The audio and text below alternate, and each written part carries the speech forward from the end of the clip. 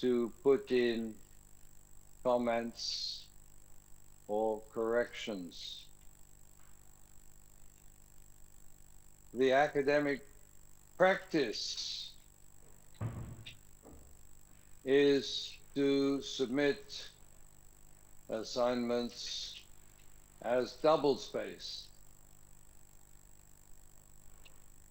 which makes for a clearer text. Okay, so that's single spacing. We want double spacing. So for that, if you just want double spacing for all of it, you don't do that. Or if you want, you can press the Control A button on your keyboard, and then that will select everything. Control A means select all. And then you can go up to this button there, line and paragraph spacing, click it, and then you can go down to 2.0, which is double space. Just like that, boom. And that's your double spacing. Okay, Lei, I'm clear? Yeah. Good, good, good. That is how we would like you to format your text. Now, maybe you want to put in a heading text, you know, so you can press, there's different ways of putting in headings. You can format them one by one, or you can use a style up here. You've got lots of styles built into your thing. You can choose heading 2.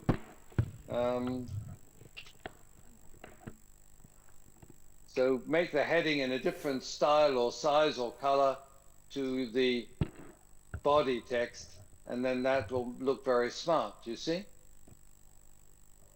And that way you can have your paragraph and different sections with their headings at the top. And that will look very smart. So that is how you need to format your text. And then some of you, very, very well, put in sources that they used at the end of the document, which is excellent, which is really how you have to do it. And for this next assignment, you are going to have to quote your sources, please. I have to know where the sources come from. So quote your sources. You can say, you know, if you're just getting ideas from a source, you say Williams 1993 or whatever it is, and then at the end of the document you've got your reference list and you provide the full reference at the end. If you've got if you're quoting from something directly, something like, you know, integral mission is the proclamation and demonstration of the gospel of Christ. That's obviously something that someone wrote, so you put an actual page number, whatever it is, Chester, 2002, whoops, page 45 or whatever it is, so that you can look, so people who read it can look at the page number and actually go to the particular page where that quotation came from, and okay, me clear now, and so on and so on. And also notice you've got these quote marks, don't you? Quote, quote, quote marks there. Those things there, important. Double quotes show people the exact words that you've used. It's fine if you quote sources like this. The problem being if you put the words in without a source or without quotes, and that is tumble. So do your right thing and copy, quote sources. It's very good if you quote sources. Only, you know, maybe 10% of the whole assignment and so on.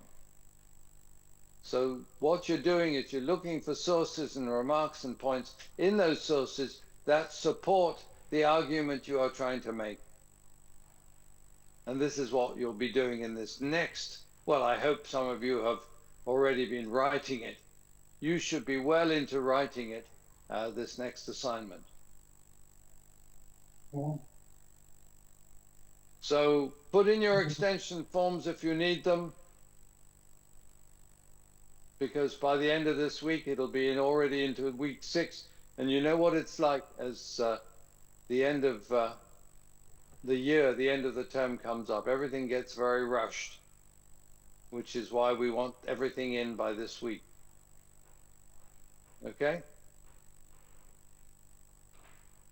Any more questions about formatting? Yes, I have one question from Pans. Hello. Yeah, Hello, wait. Yeah, good morning, Emma. Wait, one at a time. Okay, Emma, you go first, because we haven't heard from you yet, and then Vance, and then Lay. Yeah, morning. We have the CLTC academic guide.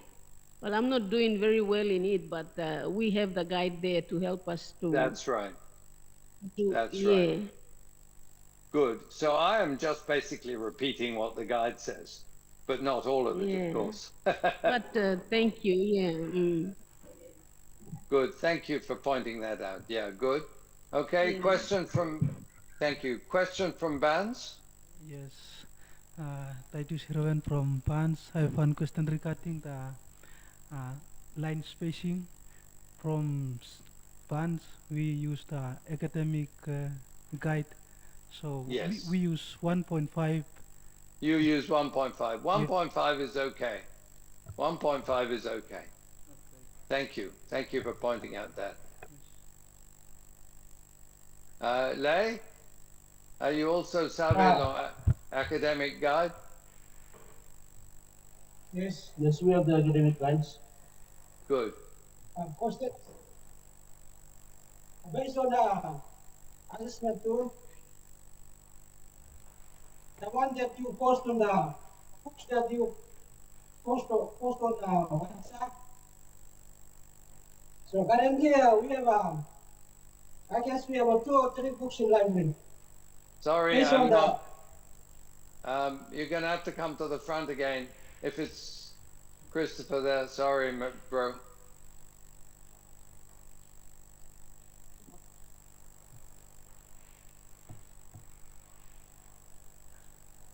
Based on our assessment number 2,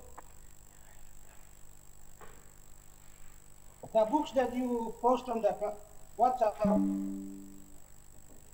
we don't have many, especially a content book. Okay, yeah. So we will use all of them or only one to make a citation and go.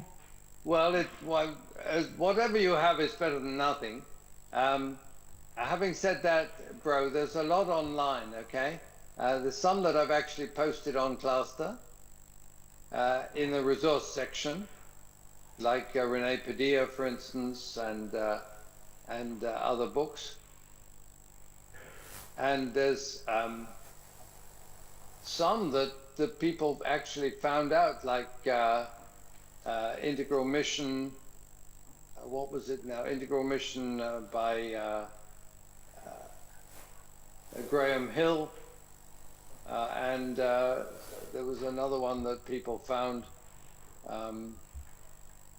Just trying to think what it was. Anyway, if you search for Integral Mission on the internet, you will find quite a few resources, as in addition to the ones I've uploaded on Cluster. So you will find quite a bit there. I'm sorry that not every book is available everywhere. But I'll take that into consideration when I'm giving marks and so on. Thank you. Thank you very much. Any other questions, guys? From bands? Throw more hands, suppose you got, and pass the mics back. Yes, good morning. I have one question, Jennifer from Bans. Yes, Jennifer. Yes, you have said that we should not call those people who do not attend church. So what is the right term that we use to call them? Okay. Good question. I call them people. People who have yet to know or accept the good news of the kingdom of God. You know, they're still made in God's image. They still share our common humanity.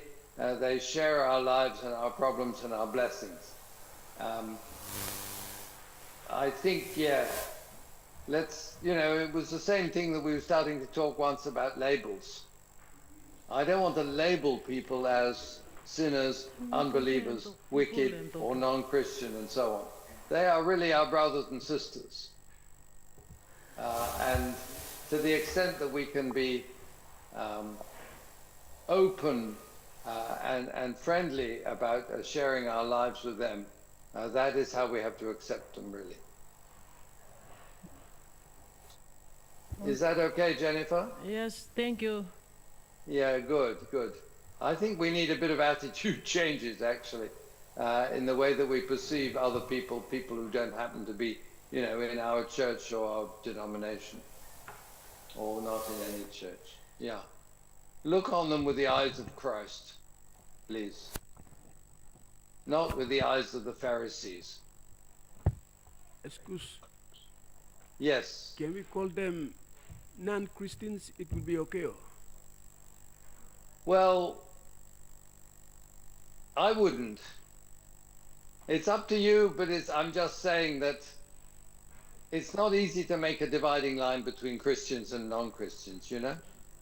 I know some beautiful people who come to our church and have full of the virtues of love, joy, peace, patience, goodness, and kindness. But that if you ask them if Jesus is their Lord and Savior, they might say, well, I'm working on it, or something like that. So what will you call them? Christian or non-Christian, you know? Let's not make dividing lines, please. Let's throw the doors of the kingdom of God and the church and our own lives and friendship right open to those people. So, that's why I'm saying, make groups, it's fine.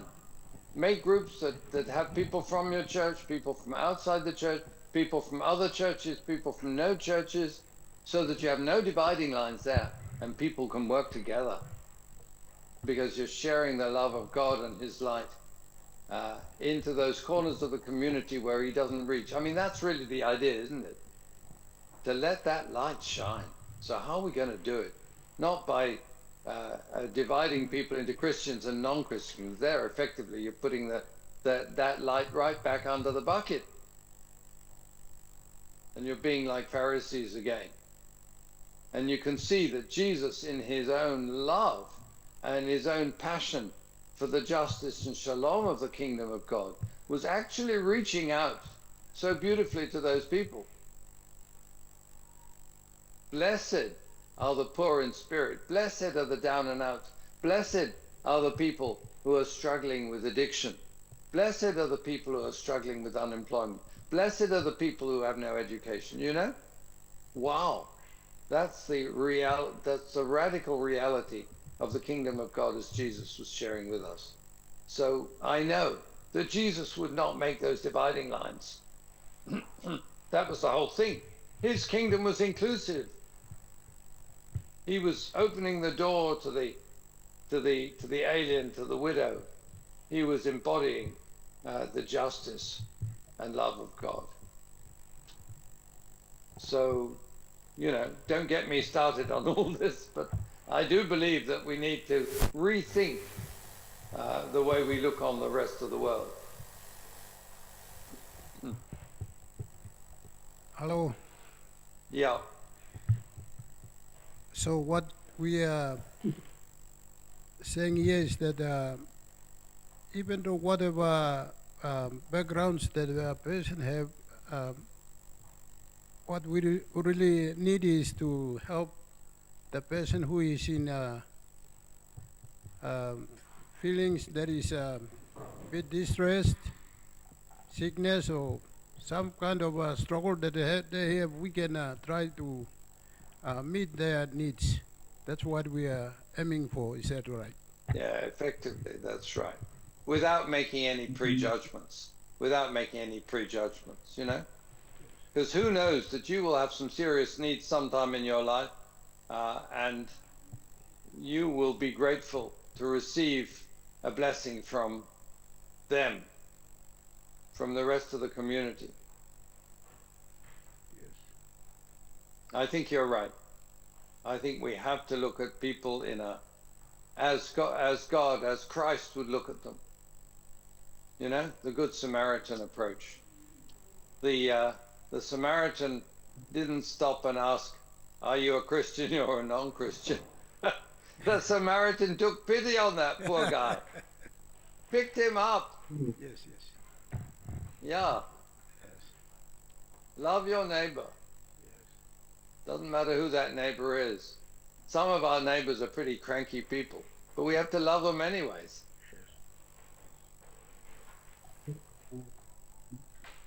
Yeah.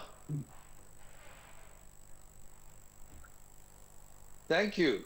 Thank you very much. So I do hope that the suggestions I've made will help you. The next assignment is more of almost a theological discussion to look at the differences, to try and set your minds and your hearts on a new way of working with people, comparing integral mission and traditional mission. So that'll be interesting. And as I said, there's plenty of sources, even for those in lay. You have internet, you have materials on Cluster, which together should give you quite a big set of material to work from. Thank you. All right, okay, you've got the academic writing guide, but not all of you, not all of you have followed it. That's the thing. That's why I had to bring it up here, Organize your stuff, check it before you send it, get rid of the spare lines, the empty spaces, the empty pages. Even better, get someone else to check it. Do the right thing and produce excellent work. Thank you very much. Roland, there's something to add here. Yeah. Felix in lay. We are in lay, we are given the template, the writing template. Yes. So so is bands. Bands use too. that. Yeah, good. Yeah, so we are using that, but that's not set up correctly in our writings. Some of you, most of you, yes, but not all. So I'm just saying that for the benefit of those people who have somehow not used or changed it. Yeah, I mean, the template system is very good. It's very good, so stick to it.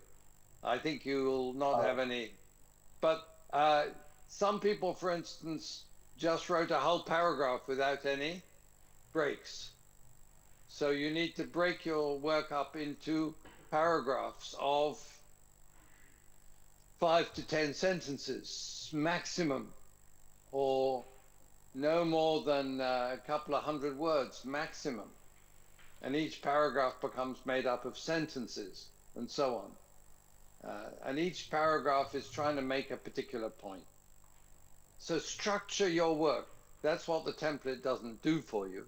It gives you overall guidelines, but it doesn't make you structure that work appropriately. Okay, thank you, Felix. Thank you. Yeah.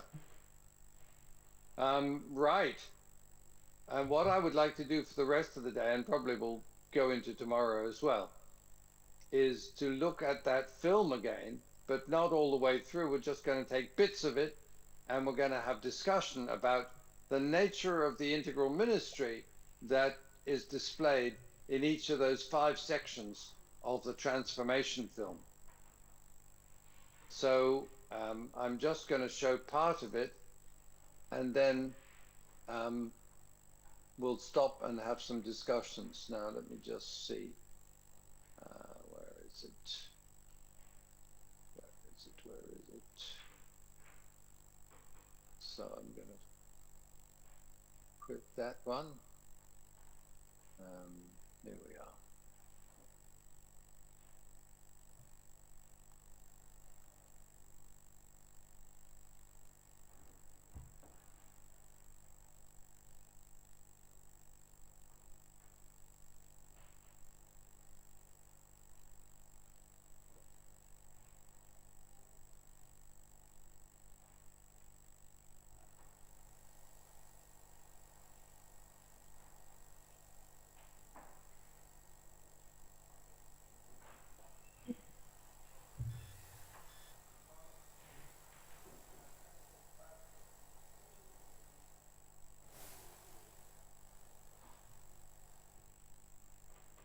Okay, so got that ready. We're watching again the film that some of the film that we saw the other time. So please be careful and watch it and listen to what is going on there.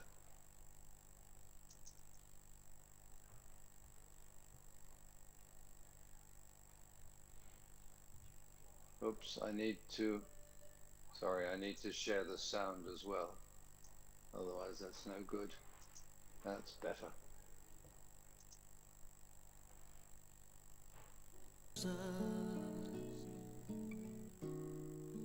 Para seguir viviendo. Nueva Suyapa, perched on a hillside overlooking the Basilica of Suyapa on the east side of Tegucigalpa, is one of the poorest neighborhoods in this capital city. Originally the site of the municipal garbage dump, Nueva Suyapa was founded in 1974 by those left homeless by Hurricane Fifi. Nueva Suyapa lacks most basic public services, such as running water, sewer and telephone service. Most families are headed by single mothers, and work is difficult to find. Jerusa is a teacher from the north of Honduras, who's worked for 7 years in Nueva Suyapa and now feels part of this community. When I was about 24, my pastor told me, "You know, Jerusa, we're going to open a project in Nueva Suyapa. Would you like to go work there?" But I said to myself, "Oh no, no Nueva Suyapa." No, I didn't like that idea much. But I said to myself, "I'll pray, and if God shows me that that's where I should be, I'll go." And then I said, "I know what I'll do. I'll tell God, if there's an education project, I'll go, because I like to teach and I don't want to do anything else." So one day, I was riding on the bus to school, and a girl who worked here named Loida got on and she said, "Jerusa, guess what? We did a survey in Nueva Suyapa and we decided there's going to be a school." I said, "No, I have to go because I told God I would." We've always gone out to do home visits. And at the beginning, it was so important because it helped us to be sensitive. And we could understand the kids' problems better because we could go see what kind of situations they lived in. Some so difficult and sad. But that helped us to understand them better.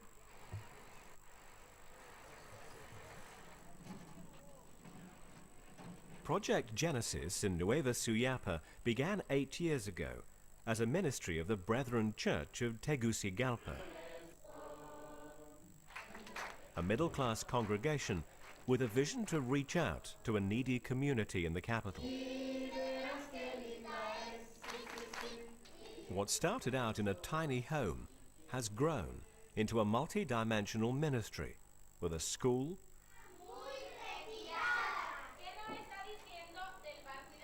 medical clinic, income generation and housing projects, and community activities for all ages.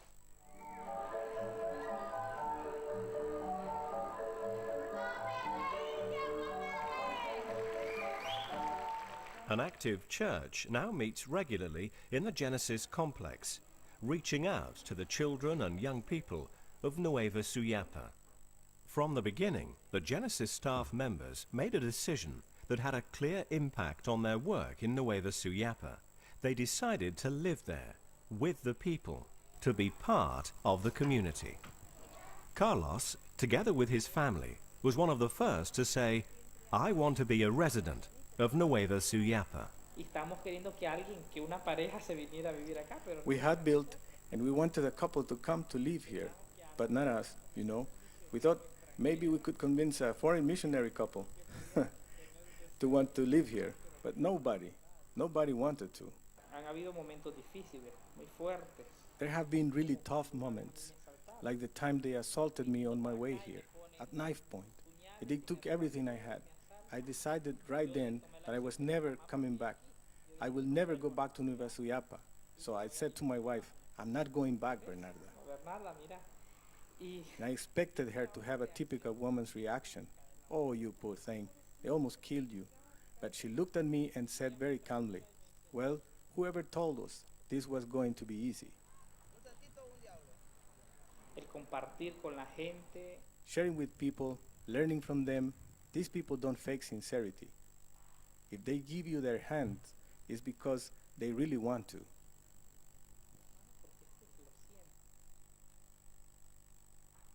So that's the first one, called incarnation. This is another model of ministry, a model of integral ministry, which we can do by living as one of the people in the most deprived communities and neighborhoods.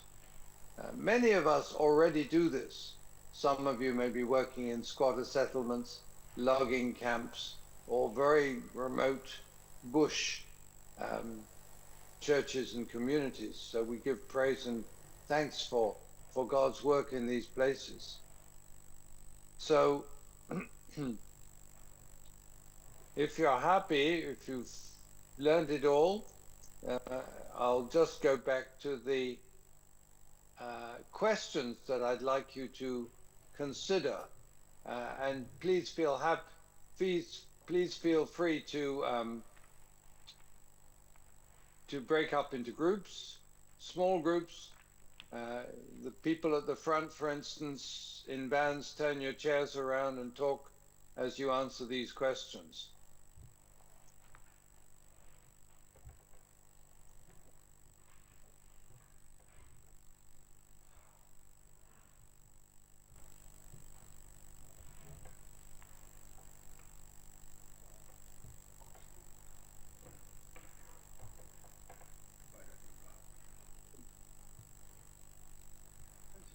So, what things about Nueva Suyapa strike you? That's the first question. And then what were the first activities that the Sala Evangelica Church decided to do in Nueva Suyapa? Why do you think it was difficult for Jerusa to consider going to work there? And what does it mean to be part of a community? Think about the place where you live. Do you feel part of that community? And the fifth one is, according to Carlos, what is the difference between working for the poor and being part of the community? So these are the questions I would like you to consider. Break up into your groups now and discuss them, please, and give us some good answers as to what you think those questions should be saying. Right. I'm going to mute you all so that you can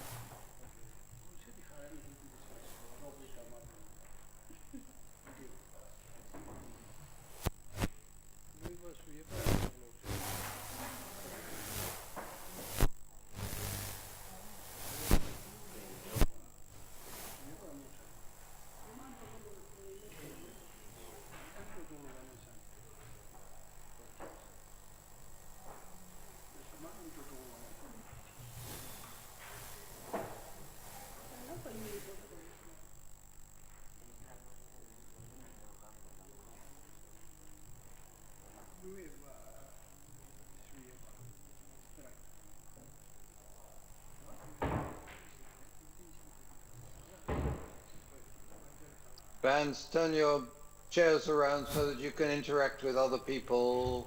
Thank you. Groups of 4 are good for discussion. That's it. Groups of 4 are good.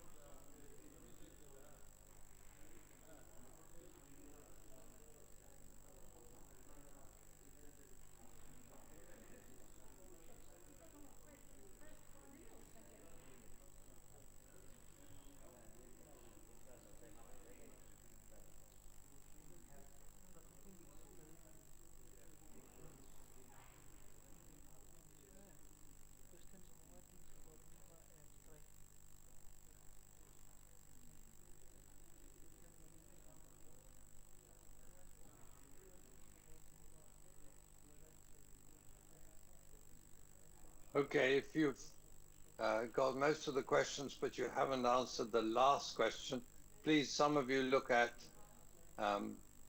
the fourth question. What does it mean to be part of a community? Think about the place where you live. Do you feel part of that community? And the last question, according to Carlos, what is the difference between working for the poor and being part of the community? Just think about those two for, if you haven't reached those yet, think about those two for the last couple of minutes.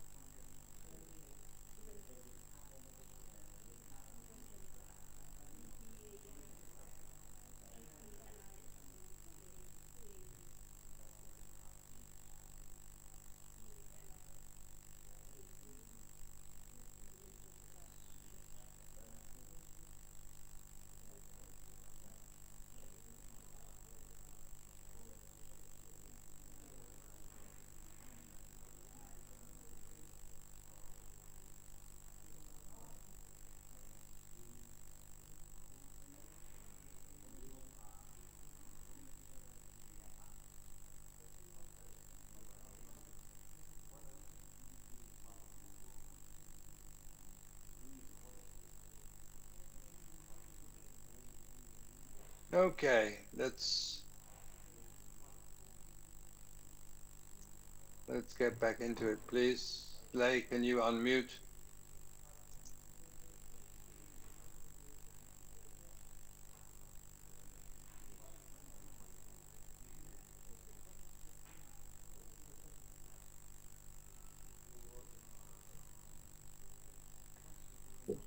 Good. Thank you very much, everyone, for your participation.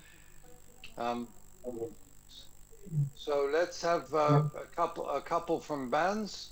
Which question would you like to talk about people in bands? And make sure to pass the microphones to people who have not spoken before, people who would like to speak. Each group should contribute something, really. So bands first, please share what you discussed.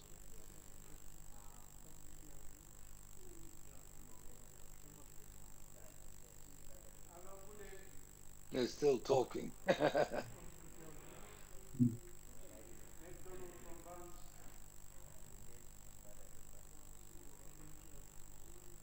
Okay, bands, it's over to you. Can one group share, please?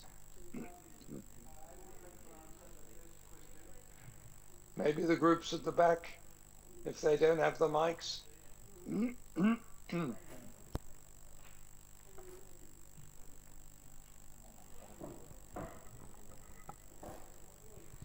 I'm not hearing anything from the bands yet.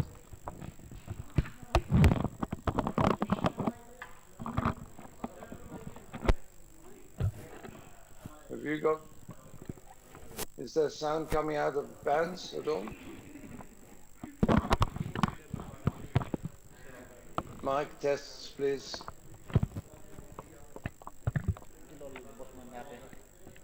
Okay, I'm Hello. hearing some. Yeah, me Could have you it hear now. me? Yes. Okay, I'm ready to answer the first question. Okay, thank you. The question is, what things about Nouvelle Suyapa strike you? The answer is, by looking at the videos, the community need infrastructure like health, education, and water supply. Yeah. Yeah, I mean that's what they need. What did you actually see about the community?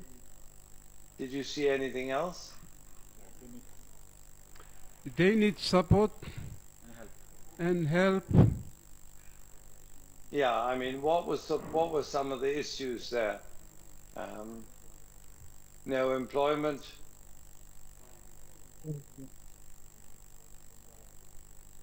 What else? Single mothers, head of families. What else? I wasn't thinking about what they need. I'm thinking about what you see. What do you see? Another group. I see the Another group. vulnerable peoples. Yeah. They live hopelessly in the communities. That's right. Okay. Some other group share with us too.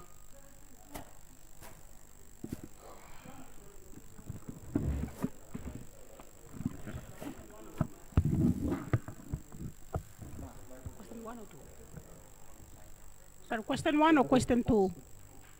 Question 2, thank you. You can move on to question 2. Yes, this is Elena from Barnes. Good, Elena, thank you. Okay. The churches in, the evangelical church, Yes. what they did was that they started to practice community outreach. One, and Yes. they support social and physical, social and supported physically and spiritually activities.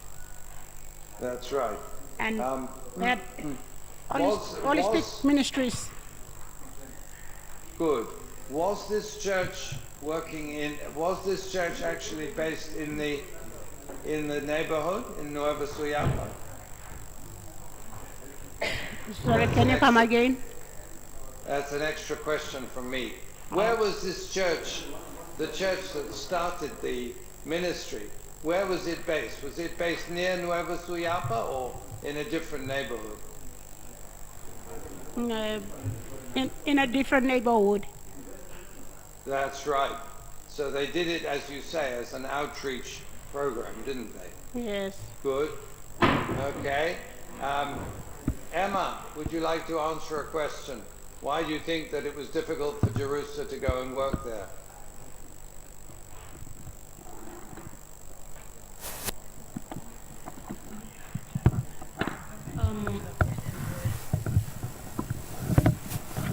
That was Jerusa is that lady. Yes, that's right. Because she was a teacher and she didn't want to leave her employment.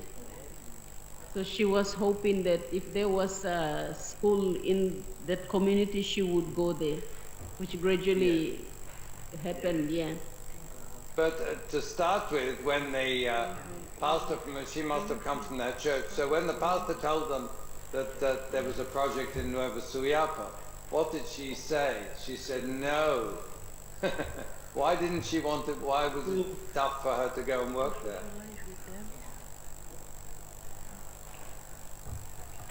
What do you think? Because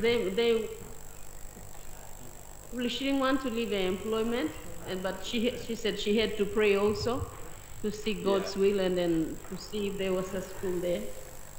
Yes, I think it was hard for her to consider working there because the conditions were very difficult.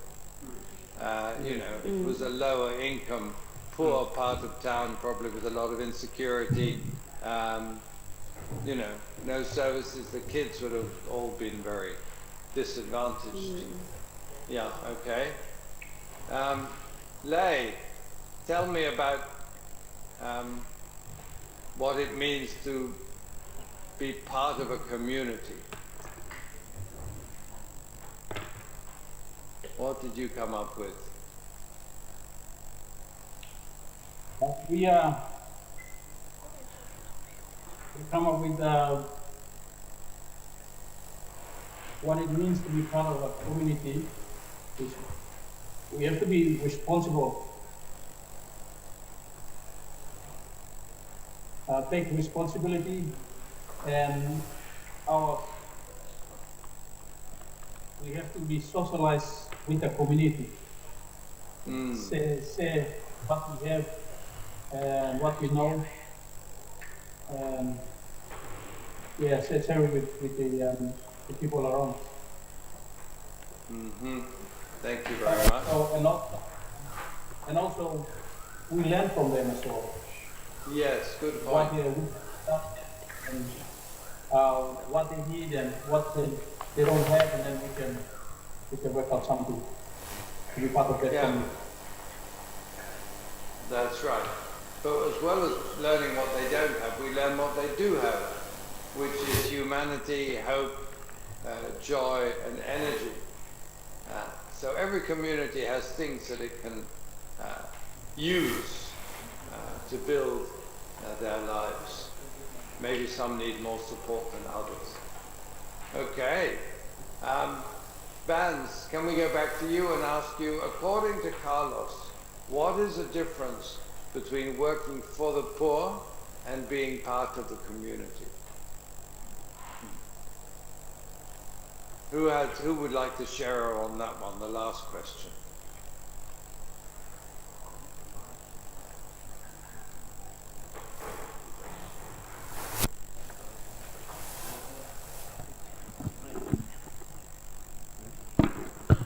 Maybe the people at the back need a turn.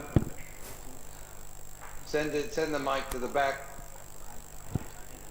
To the back, thank you, Pastor.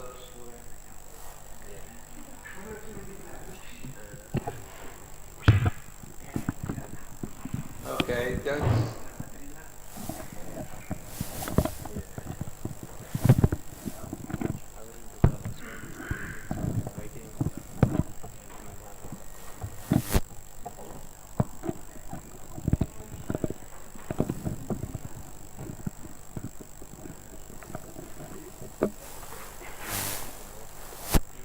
This is part of venerable approach, and we have to provide care for them. These are priorities God has given us to save them, and our materials or resources we have, we can look through their needs and provide them services. Yes, we can. But I think the point they were trying to make, as well as that, is that there is a difference between working for them and being part of their lives. The point that they made was that they decided to live in Nueva Suyapa. And that's the important point I think he was trying to make. This is why we call it incarnation. Because it mirrors the life of Jesus, who gave up his glory and lived an ordinary life among ordinary people, sharing their joys, sharing their burdens. And this is a picture of ministry. This is a form of ministry which has a very powerful effect. So for you who live in the community, who are part of the community, that is a different relationship. A living witness.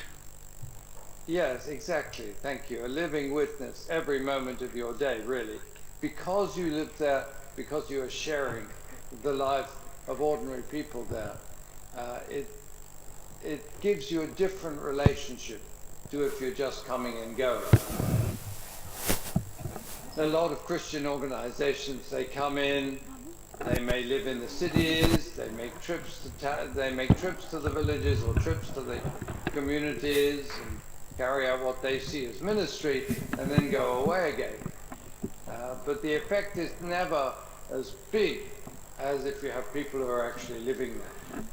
So it's what you call, there's actually a term for it, if you want to look it up and see what it means, and that is, I'm writing it up on the top there, incarnational ministry. It's a ministry of incarnation. It's a ministry of being part of the community, as he said, as Carlos said, living with the people, being part of their struggles, their joys. It makes an impression on the community around us. These people don't fake sincerity. If they take your hand, they're prepared to trust you with everything. Because in those sorts of situations, too many people have seen even Christians, government, any organizations come and put in programs, and they might put in infrastructure or whatever, healthcare, and then they go away again and they don't maintain it. That becomes a working for people, but what we want is being with them, is to share their entire lives. So that's the point of the first video. Notice something, guys. It started in a very small home, and it's grown to include a school, a medical center, income generation and housing projects, and community activities.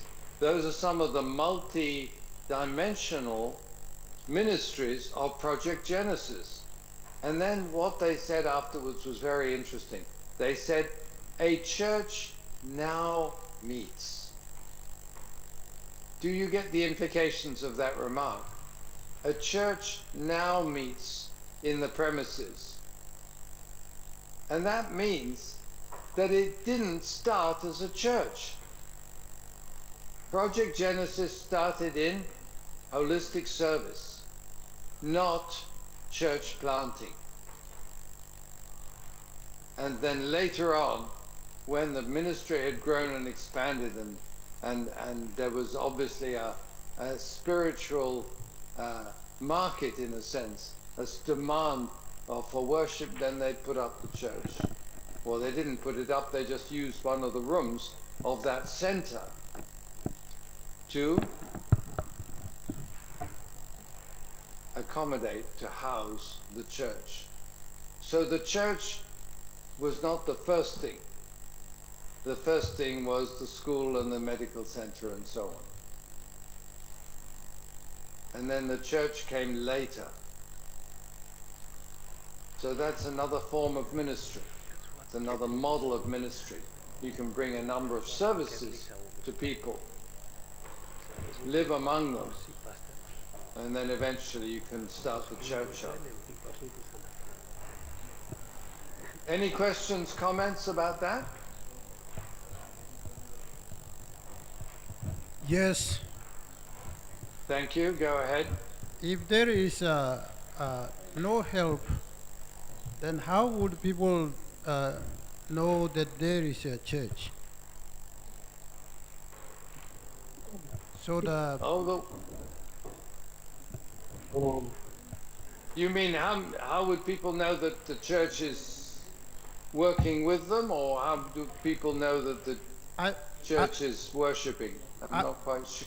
Yes, I mean, if we do not get to the people and help them whatever their needs is, and that we raise the church, then how would people know the difference between the church and the people? Well, that's so you're saying that as a rhetorical question, is that right? You're saying it as a question that you've sort of answered yourself. Yeah. Yeah. Yeah. It's a really good point. It's a really good question. People would not know a church just because we plant it. People will know the church from what we do. Is that right? Yes. Yeah, thank you very much for that comment. Okay, anything else people wanted to say?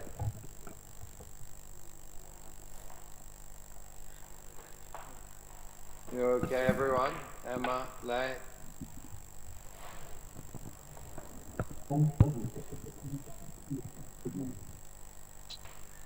Okay, thank you very much. Let's take our break now, and we'll get together again at 11 o'clock. Yumi malolo lik lik. Enjoy your break. Yes, thank you. Thank you very much. Good.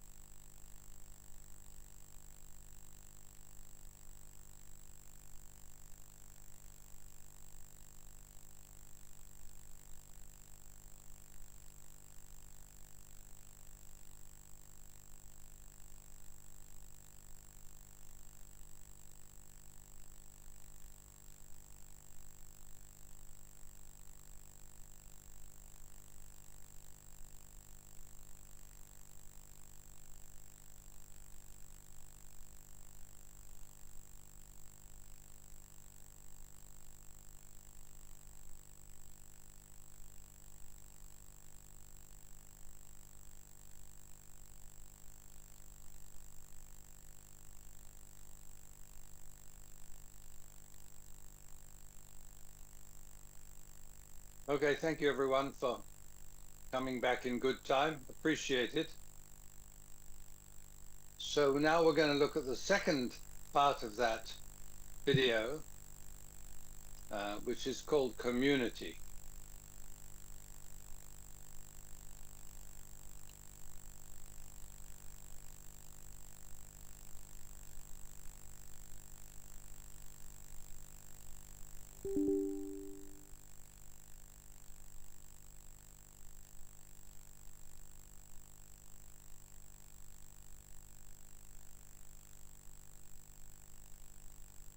Get it to the right place. That's the next thing I need to do. 9:50.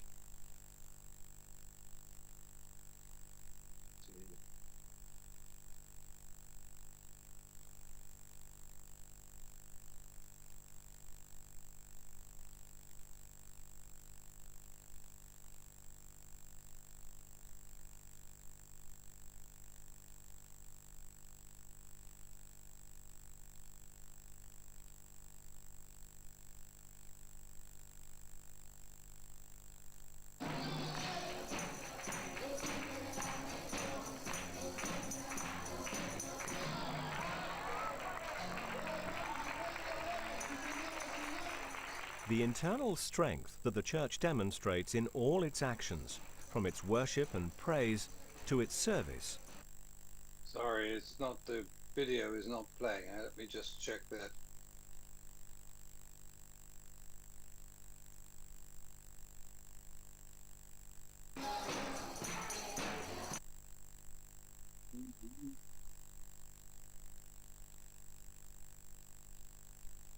Just going to stop that and then stop. Start it again.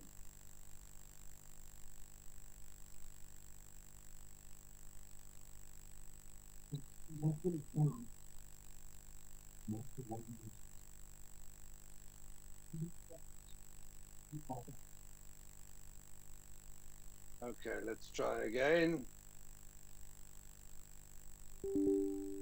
There's sound.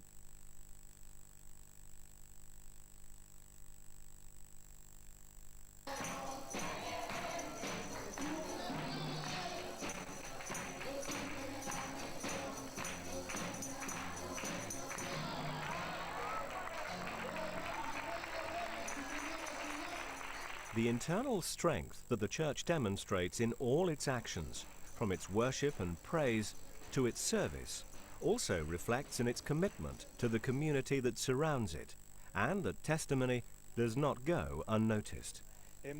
We've always had very close relationship with the Lucy Vida Church in most of the development work we've done here in Condega and in consultations about the situation of our municipality.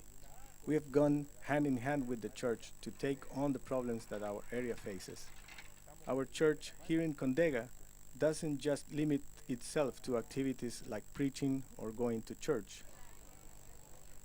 Reaching out with the integral message of the gospel doesn't mean we need to leave our own communities. What does reaching out in one's own community mean? For the Light and Life Church and its pastor, Uriel Tesero, it has meant church members working together with the people of the community in a variety of community activities, with young people, drug addicts, rural farmers, single mothers, and the victims of Hurricane Mitch, the most devastating storm of the last century.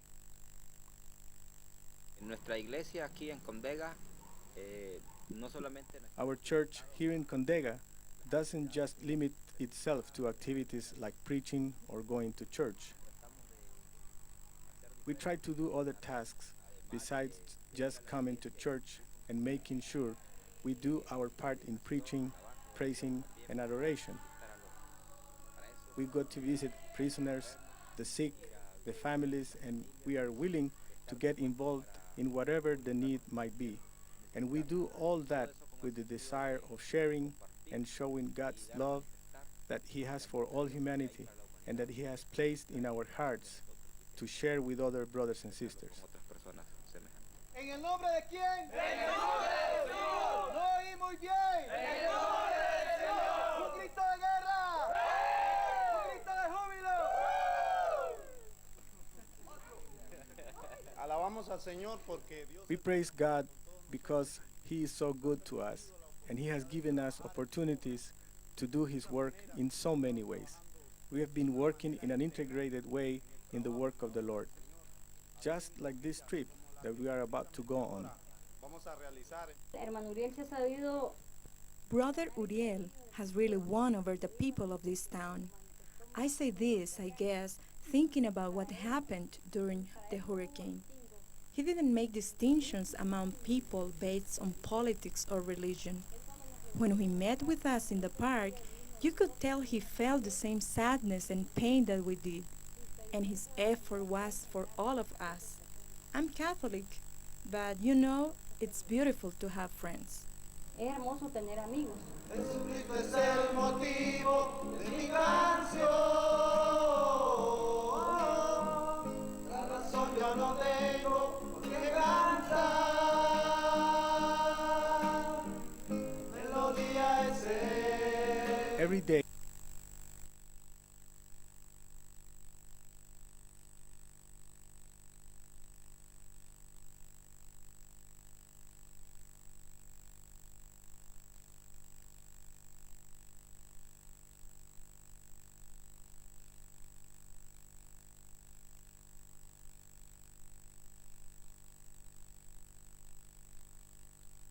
Roland, you unmute you. Thank you. Thank you. That's okay. That's okay. That's fine. Thank you for telling me. Good. So that was the incarnation. So the next slide is asking questions about this video that we've just seen. What kinds of things struck you about the Light and Life Church? In what ways is the Light and Life Church a community? But the Light and Life Church is also part of another community, the wider community in the town where they live. So how is the church getting involved in that community? And why do you think it's important for the church to commit itself to getting involved in the community outside the church, as well as the community formed by the church itself?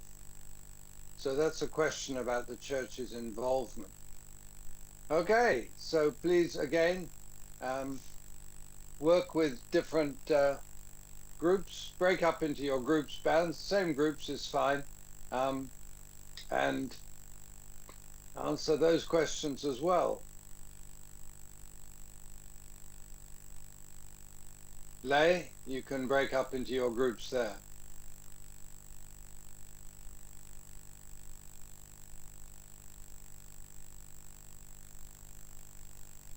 If you'd like bands, then the back rows can be the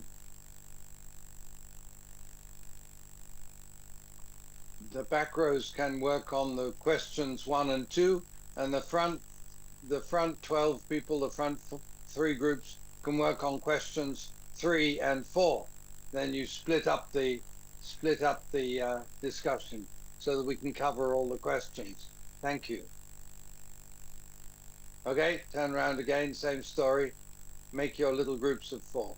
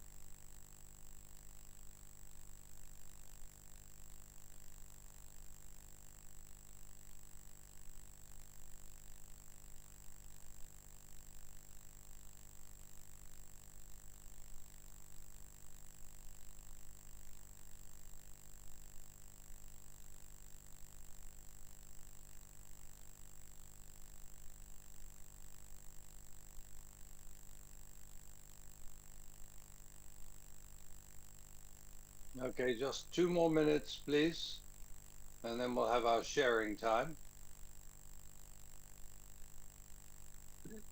That way we'll keep it to 10 minutes group discussion and 10 minutes of feedback for each section, and we hope to get through them all today.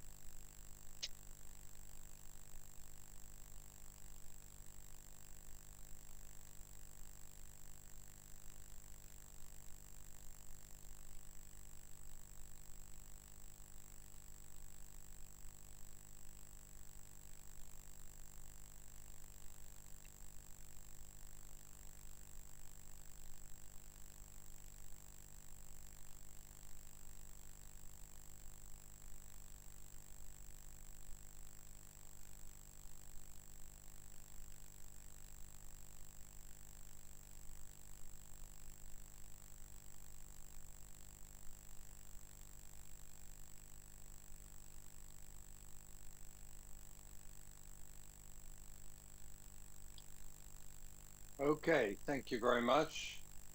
Can you unmute there and unmute it in lay?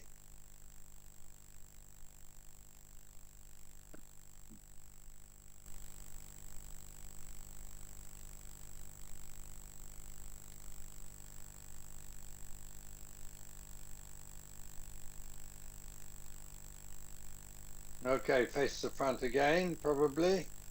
So you can stay in your groups. So can you help us to start with bands, the people at the back, groups at the back? Have you got the mics there? Share with us what types of things struck you about the Light and Life Church?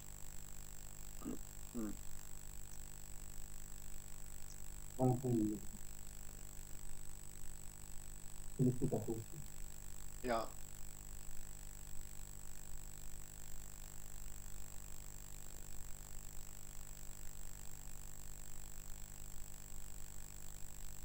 I don't hear anything from bands at the moment. You have your mic on?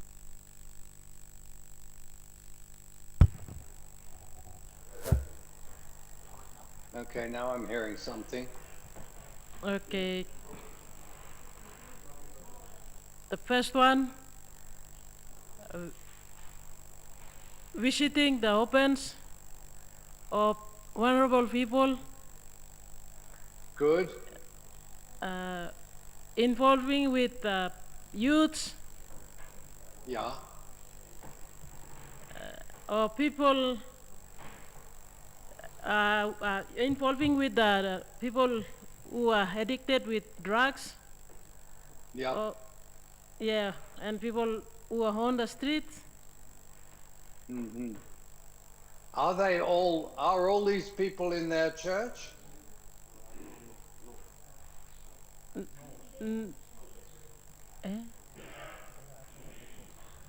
They are outside of the church.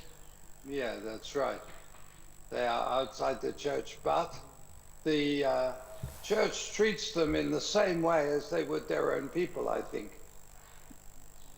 Okay, good. Did you notice what the mayor was saying about the church at the beginning? Maybe another group can share with us about that.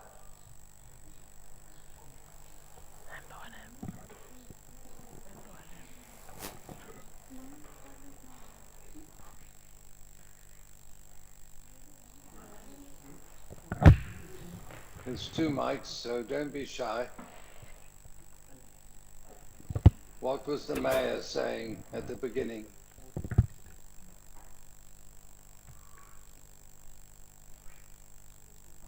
Anyone from from Lay or Emma? Did you pick up what the mayor was saying at the beginning? Yeah, Pastor Roland, Vincent here. Yes, The Vincent. mayor was saying, yes, the internal strength was coming from the mothers.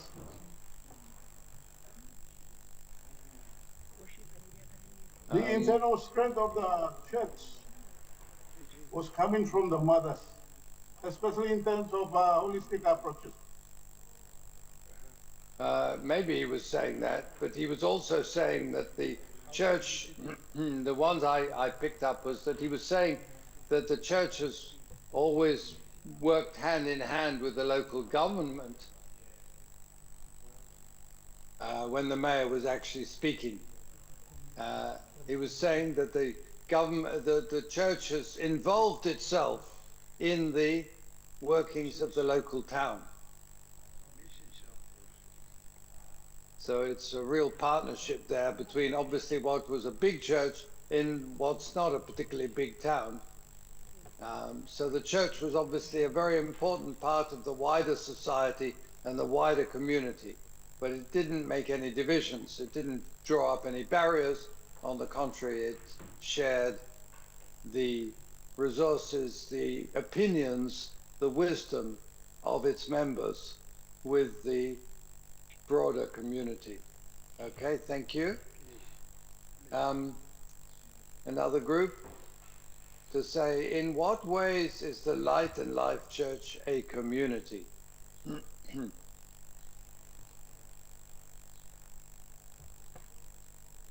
Emma, did you notice anything that marked it out as a community?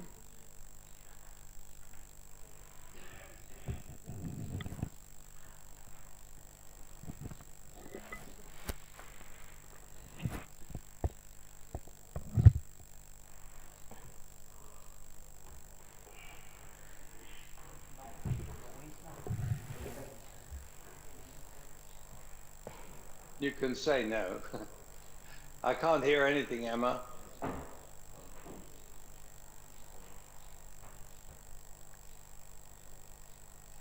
Go Emma.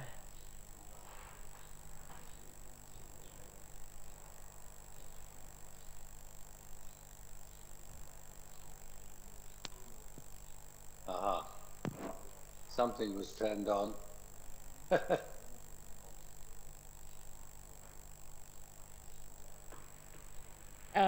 Anyway, I wanted to say earlier on that church was just not limited to spiritual activities like preaching, praising, and prayer, but Yes, it right. reached out as a holistic approach, integral approach to the community as well.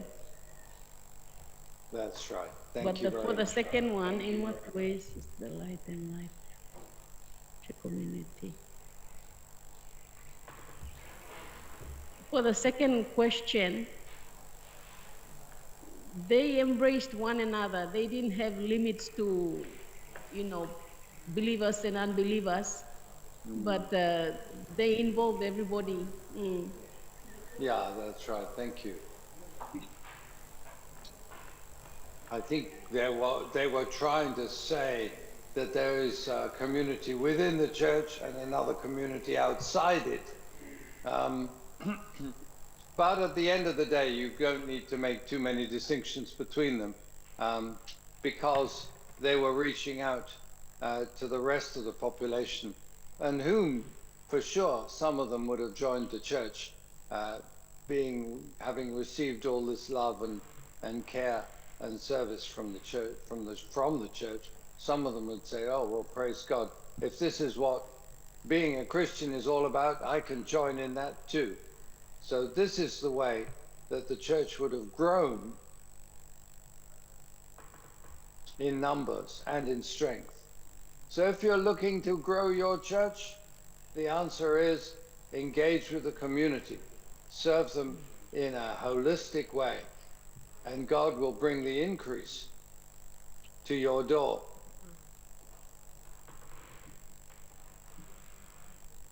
What about question 3? The Light and Life Church is also part, well, we've really answered that, haven't we? How is this church getting involved in that community? Anyone else in Bands want to share about that? How did this church get involved in the wider community? Thank you.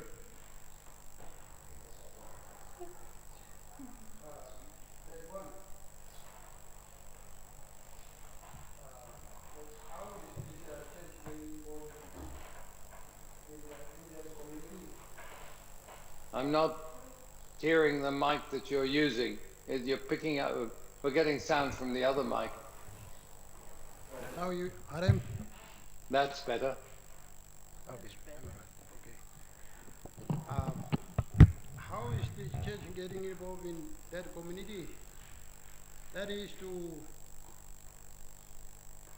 worship and getting in the communities, activities, community service, computer classes, distributing Christian teachings, and other ministries involved in there. Yeah, there were, actually we don't see them as preaching in the streets. They didn't, or distributing Christian materials or teaching. What we did see was working with different groups of people. We didn't get the whole details, but we saw those young people working with what must have been other young people in a different part of town, or maybe marginal groups, poorer groups in that part of town. That's one thing that we did see. We also saw the church getting involved with the local government, as I mentioned, and we also saw the church going to see people who were not well off. That lady with her sewing machine, for instance, she was saying, Pastor Uriel has won over the whole community with his love and service. And some people go and visit her. So the program they had was not just a one-off. It was a consistent, regular, organized, sustained program of visiting. That's the point that I think they were trying to make with that church and that film.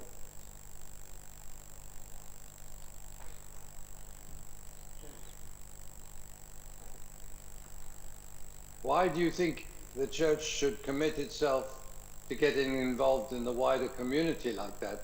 What's wrong with just keeping the church as the church? Would anyone like to share about that? The last question.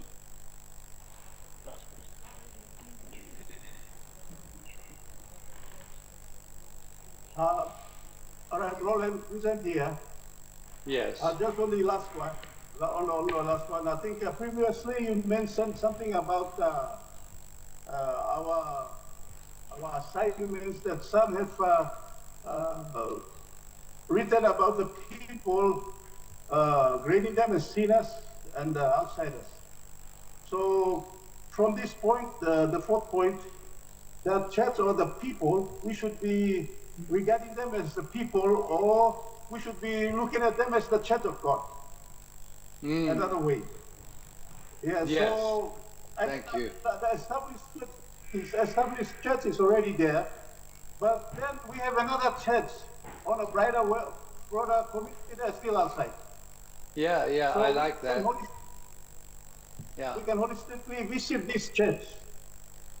Thank you. Yeah, that's my point. Yeah, that's a good picture. We have the church inside the walls and the church outside the walls, right? Yeah. And the church outside the walls needs its own worship in actions, worship by actions. worship by actions and evangelism by actions. So it's just as spiritual to go and bring food, or it's just as spiritual to set up healthcare programs or schools or whatever. It's just as much of an act of worship. It's just as much of an act of witness as it is to praise and pray inside the church. Yes, very good. Hello. Yes, Emma. Roland, I wrote down here, I just wanted to share. It's important to get involved in the community to build up a relationship, better relationship and understanding for better partnership, work in partnership with the outside community. So in the process, you know what their struggles are and what their weaknesses are and what their need is. And you sit back and you plan for the short-term ministry of what you can do and probably in the long term as well, and how you can be able to sustain and maintain these ministries outside, and when and how to bring them into the church as well. Yeah, exactly. Yeah, thank you so much, Emma, for giving us that picture of an organized, intentional, whole church, long-term ministry to the world outside. And it's not really, I think it's almost wrong to think of ministry to it, because it should be a partnership with it. We should be actually receiving as a church from the world outside and not seeing us as giving one way all the time. We need to learn what there is in that world outside, what resources, what assets. We'll be talking about that next week. Yes, thank you very much for that picture. Okay, any other comments?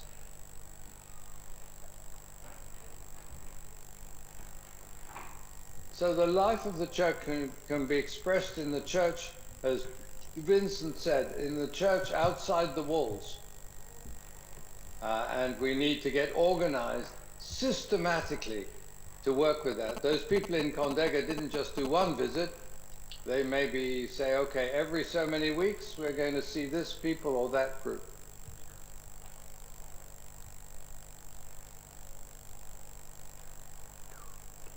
Yeah, Roland, I've got a point that to share. Yeah, for like the church was cannot be surrounded by the walls and be inside, looking only at the congregation. The church has to look outside of the congregation. They start with the congregation, and then the congregation going out to the community. Yeah, exactly. The church is the church is, without a community, there won't be any church. That's right, because the church should be an integral part of it. The church is the community. So the church cannot be enclosed by itself under its umbrella, under its denomination. It has to be everyone around and in and around the community. Okay, so thank you. In that way, we reach out for the others who are outside of the church. Yeah, that's right. So the people feel included. It has to be inclusive. It has to be an inclusive ministry, and a ministry where we use and depend on the participation and the energies and the strengths and the skills of the people outside the formal church as well as inside it. Thank you. Very valuable. Okay, let's have a look at the next section of the film.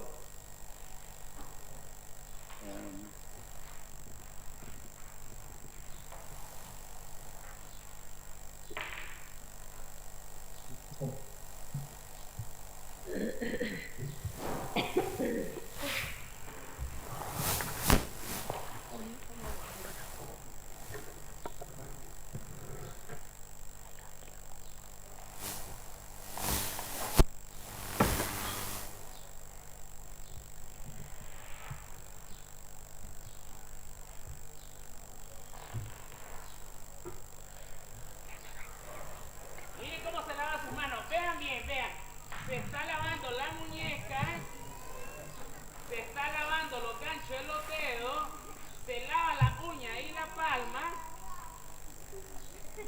se echa, ay, miren cuánto lodo. Sí, ahora un aplauso para él. These are students and workers from SECNIC, the community of Christian students of Nicaragua. But they are far from home here in a small rural village near León, in the northwest of Nicaragua. Their motives are simple: serve the poorest of the poor, as Christ did, teaching us by his example to do the same. One of the parts of our name, SECNIC, is that we are the community of Christian students. That means that we follow Christ. Part of what integral mission means, that we wanted to apply to our lives, is Christ's example when he was here on earth. We said that we should serve, but too often we leave it in theory. But our group wants to do something practical. One interesting thing in all of this is the satisfaction that stays with you after you go to the community, after you work with people who have needs. We listen to them say, "Thanks for being with us." We share our food, and the simple act of their reaching out to give us a hug means more than all the money in the world.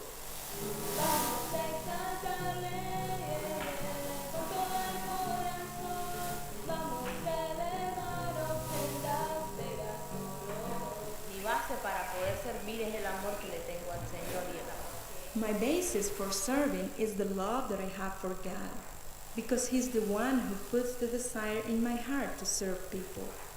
And you can use your profession, in my case as a teacher, to give people what they need for their lives. Not just to be concerned about saving their souls, but also to want them to live a healthy, happy life in an integrated way, with peace here on earth. That's how I see it, Padre. ¿Te has puesto a pensar lo que puedes hacer con amor? ¿Te has puesto a medir tan siquiera su gran valor? No hablo de amor, de palabras. The change was really amazing because we didn't start out building houses or anything like that, but we did build on ideas about the importance of health. We talk about malaria, parasites, and all those things that are so important to life in the rural areas. And it was really nice to feel like we understood people's needs, to feel like we were identifying with people and to realize that you might be useful. So often, students like us want to go somewhere else. We forget that right in our country, there are brothers and sisters who are suffering. There are people dying of hunger. There are people who don't have food. I would encourage each student to recognize that somewhere in their country there is somebody who needs them, who's waiting for them. And often these people aren't asking for anything. They just want us to go and be with them, to laugh with them.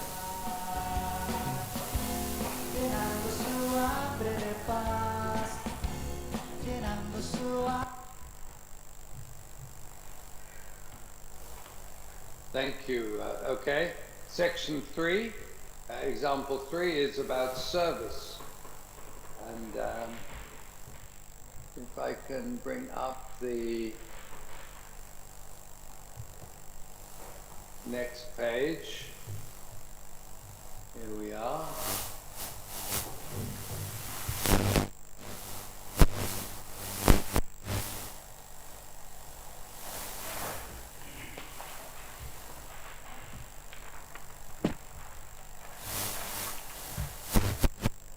Here we've got the, we have the next questions to think about. So put the questions up again by groups.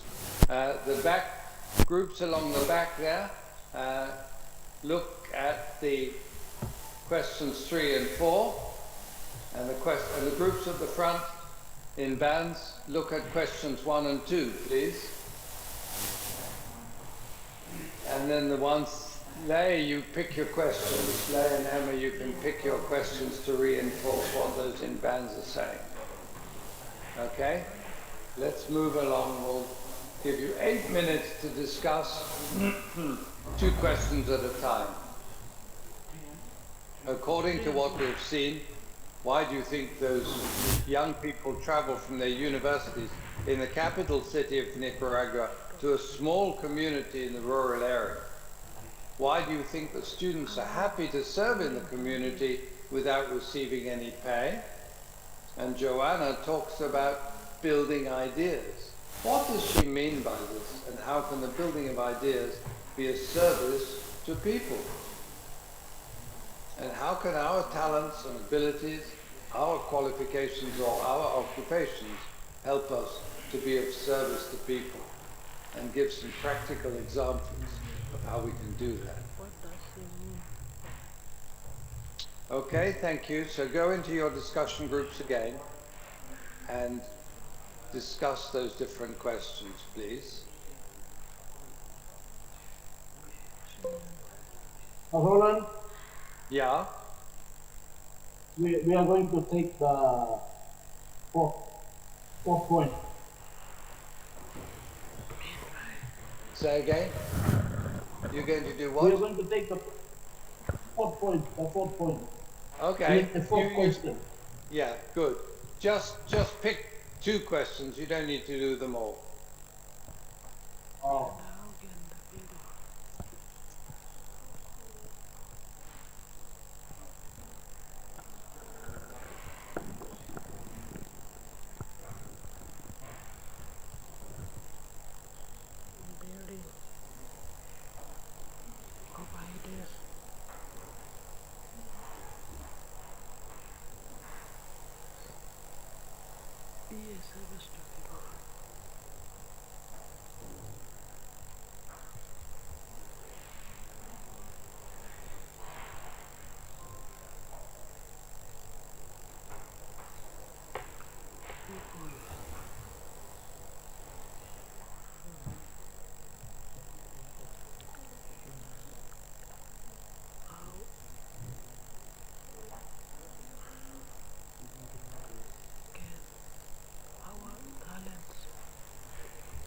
Me writing question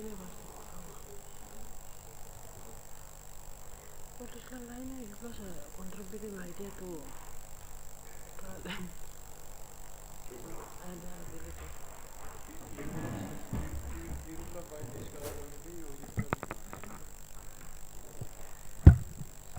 Okay, according to what we have seen, why do you think these young people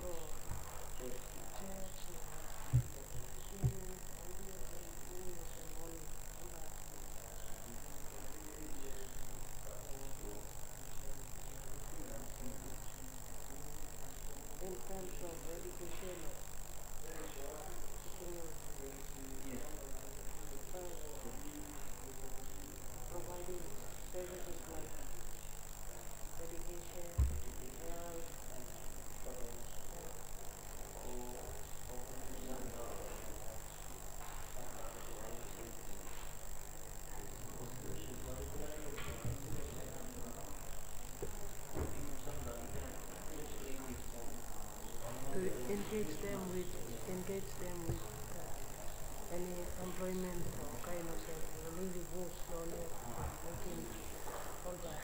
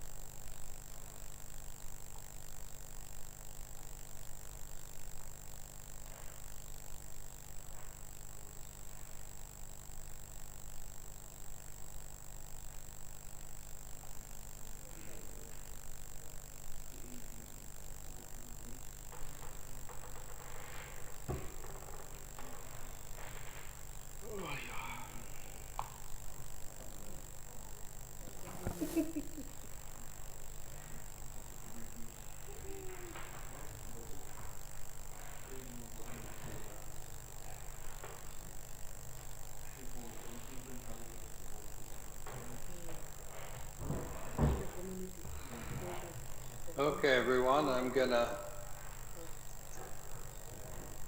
ask you to unmute again, and we can talk about this one.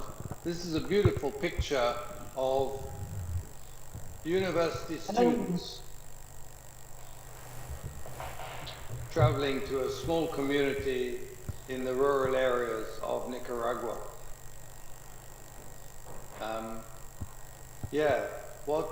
Why do you think they're doing this? Any group in bands? Which groups were looking at those questions? The ones near the front? Yeah, hello. Or the ones at the back? Hello. I think the ones at the front were looking at those first two questions. Hello. Would you like to share about why you think those people are leaving Good day. their cities and good lives to go and work in the small community there? Hello. Can you hear me? Vance? Yes.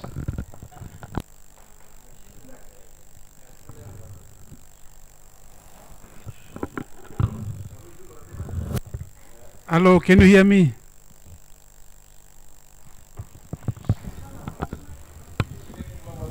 Can you hear me? I'm not hearing Vance yet.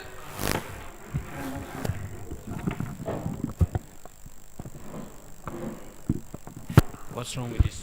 Roland, looks like they're on mute. Hello, can you hear me? Yeah, they're still on mute. That's right. I've asked them to unmute.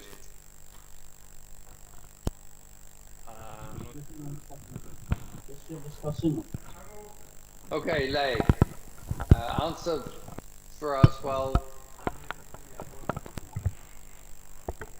it's right up the front here. You need to unmute right at the front. Thank you, Hannah.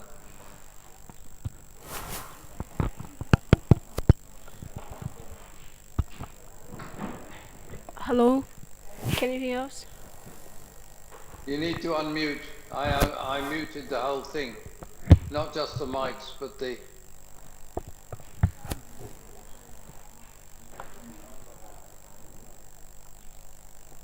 Okay, thank you. Now we'll hear you, Vance, if you want to share. with us. Hello, can you hear me? Very well. Okay, McDonald from Barnes. My answer to question one, that what we have discussed here is this. They wanted to make sure that they have to live healthy and happy life in an integrated way. Yeah. Who were they wanting to make sure? Who were they sharing with this with?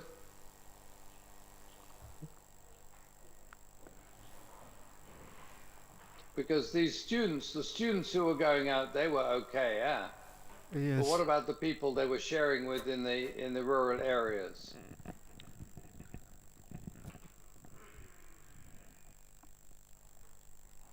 In the is it for number two question? Yeah, number one question and number two. Okay. Number one, as I have said, they wanted to make sure that they have to live healthy and happy life in an integrated way. That's for number one. Number two is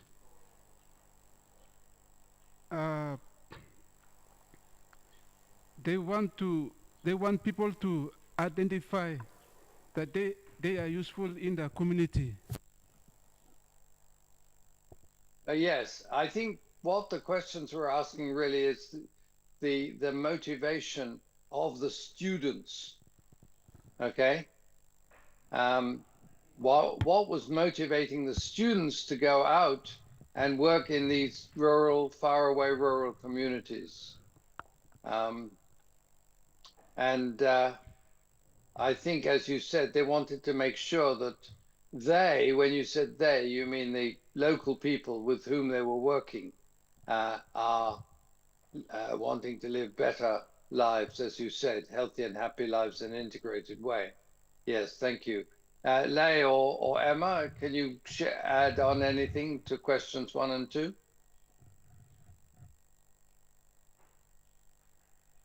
Yes, Roland, yeah, Job here and Lay. Yes, thank you, Job. Yeah, I just want to give advice for question one. Maybe these students, I think they want to serve the best of their ability like Christ.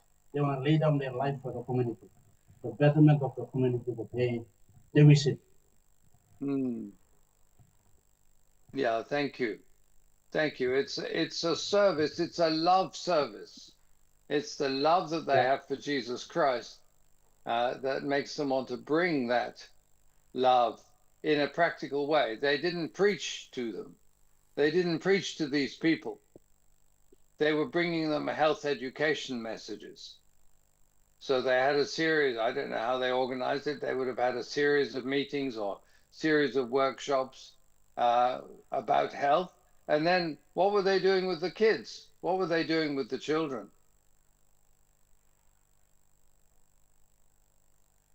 Harold, they're educating them about how to, look after the community in terms of, how to avoid malaria and sickness. Yes. Sickness like Well, that. what about the kids? They were having games with the children, weren't they?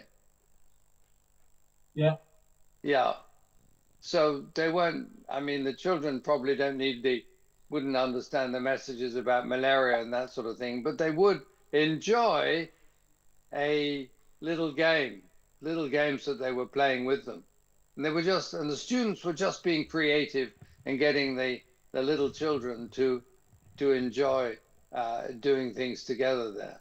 And you could see that the community where they was working was a really low status socioeconomically, full of people who lived very difficult lives, probably a lot of hunger, a lot of malnutrition. There may not even have been any school there. So they were working in a community that was very needy. Good, thank you. What about the other questions there? Joanna talks about building ideas. What does she mean by building ideas, and how can that be a service to people? Emma, would you like to share it all with that, about that, or about the other couple of Yeah. questions? Okay. Let me try.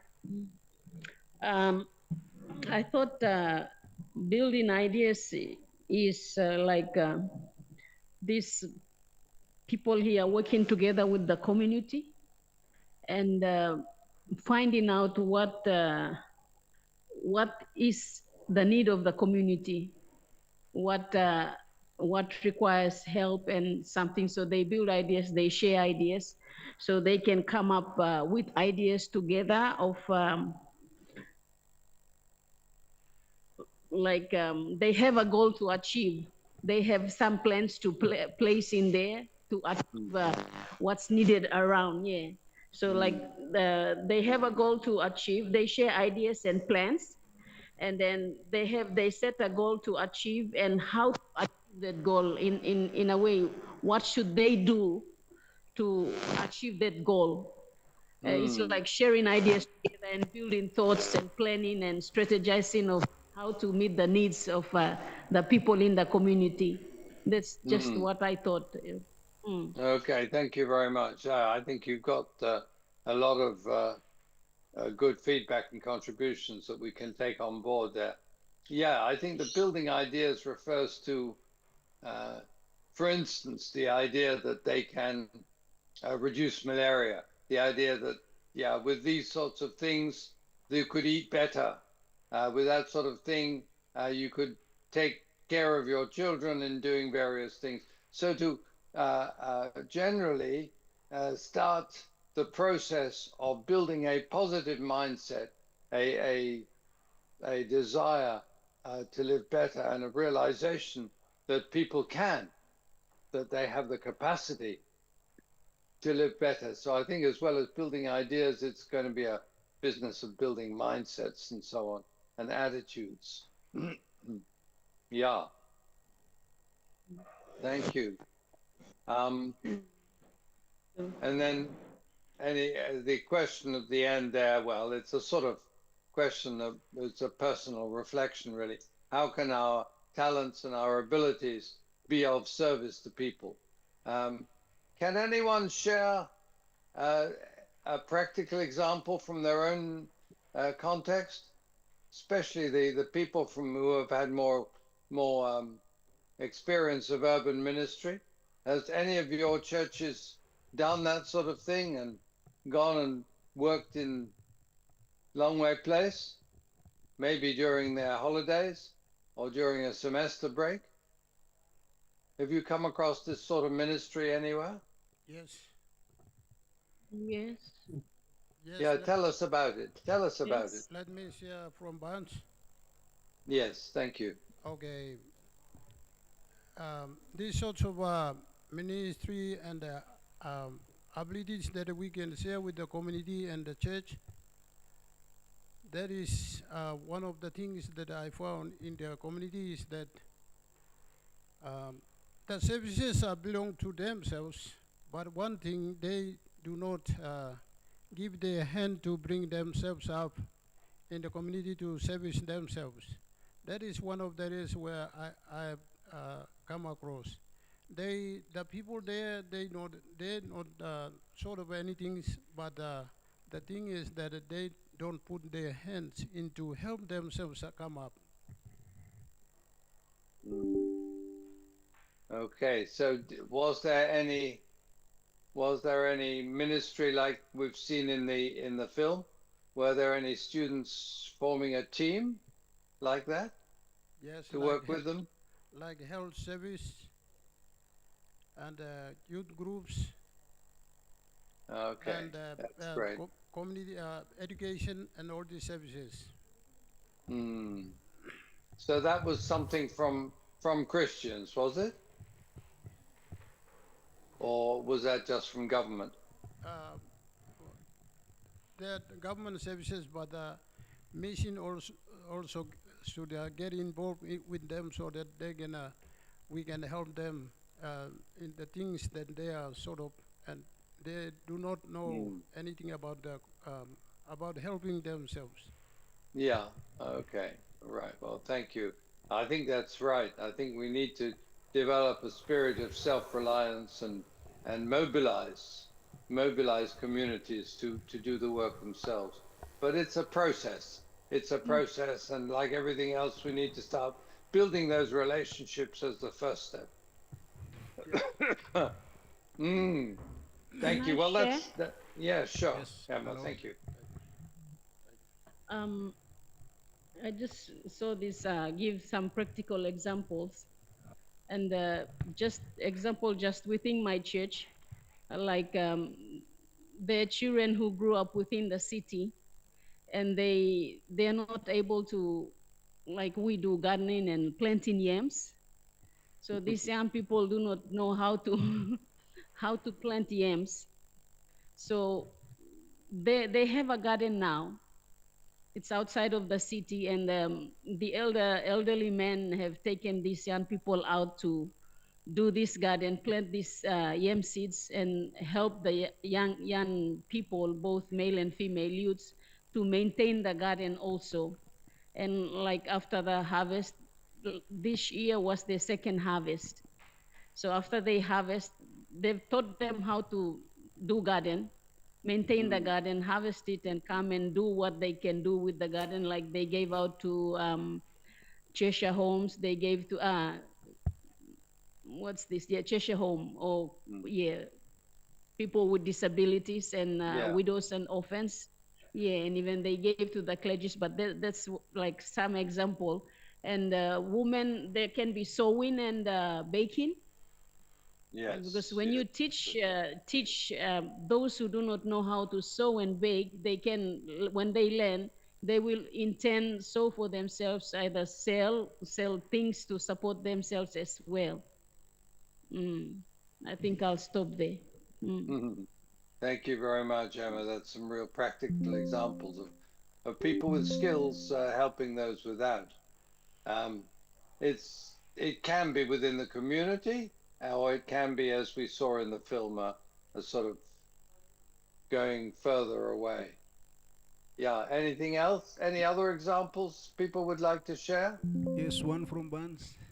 Yeah. Thank you. Matthew Glenn. Thank you, Matthew. Yeah. One practical thing that I have been experiencing in my village.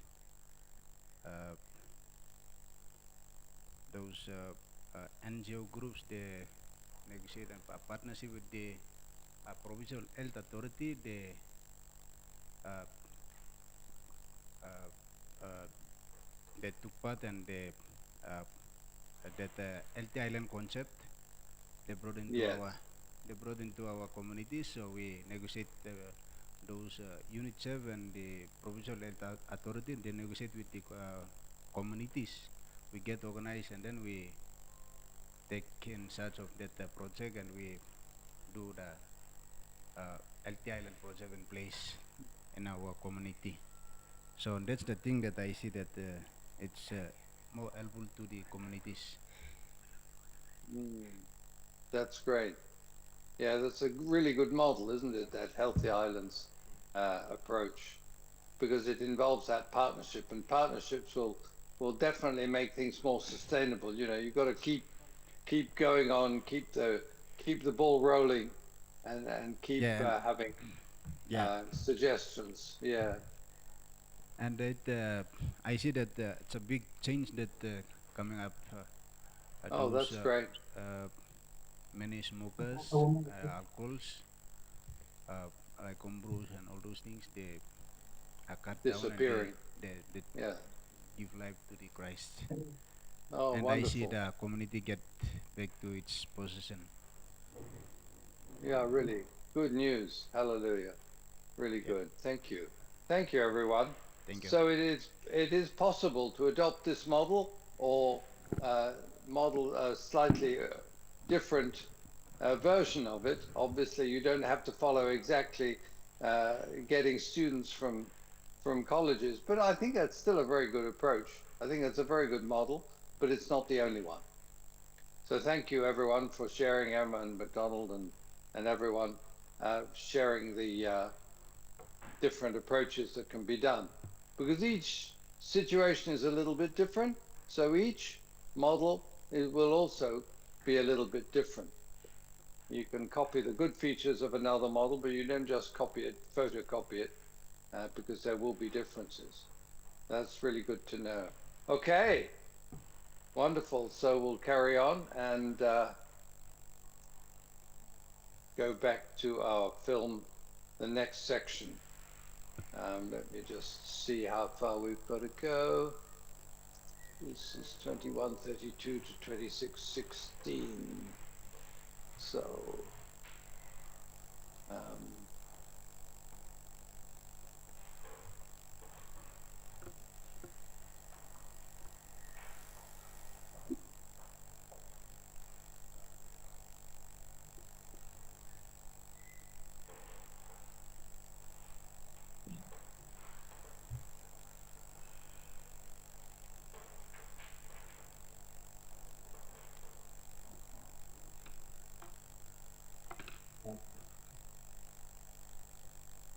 de mi corazón.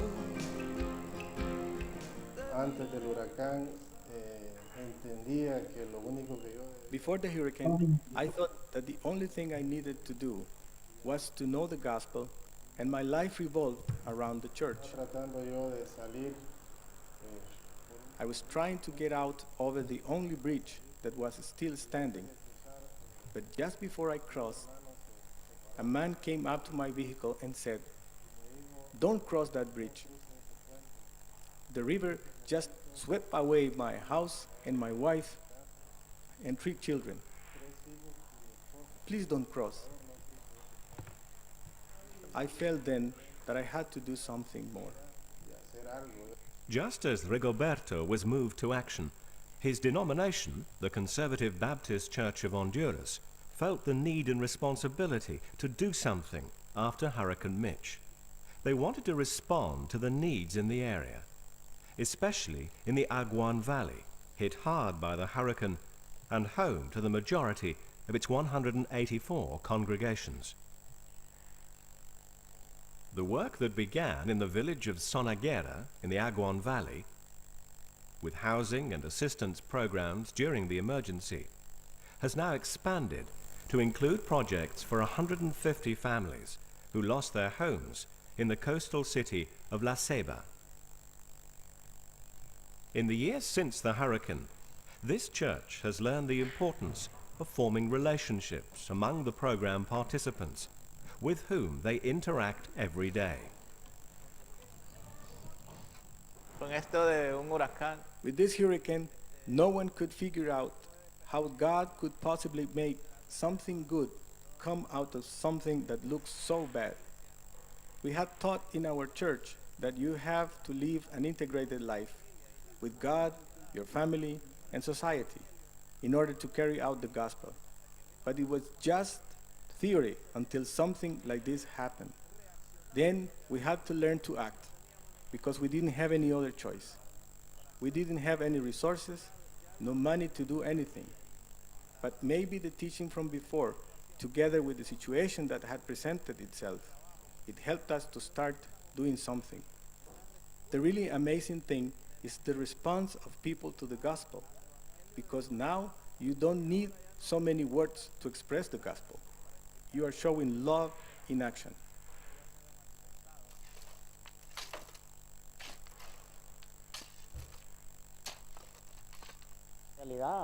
The truth is I'm really poor. When was I ever going to have a house like this? Never. Now, when we started this work, whenever you start something, you worry. There's no trust between people. But now, through the football games and sports, you start talking to people. Now we are friends. We made friends here. I'm not a Christian. I'm nothing. But they say that maybe through faith, you're saved.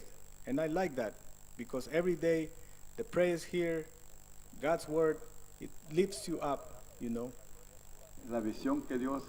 Our vision is that this community will be a community that lives for Christ. When we started working on this project, we didn't know who we'd be stuck working with. I only knew one other person, but then with all the others, we just got to know each other, little by little. And now we get along so well. We have learned so much, you know, not just about the work, but about living in community with everybody here, trying to show each person the love that Christ has given us. And we have learned about humility because our boss shows us such love in the way he treats us. Este proyecto This project is something that is helping me to make something of my life. haciendo salir adelante. Porque Because I've made really good friends here. I've worked with some wonderful people. They make me feel like I'm a human being. It's beautiful to live with people like this, to have community and friends. amigos,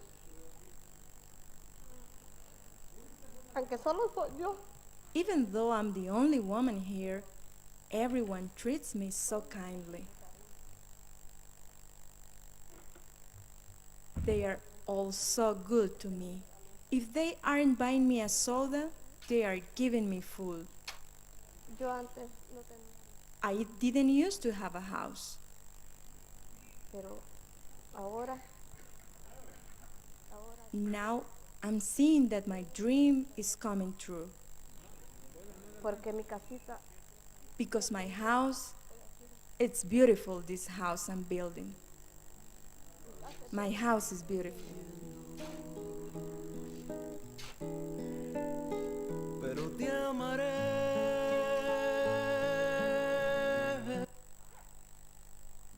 Okay, thank you. And we'll go back to our questions.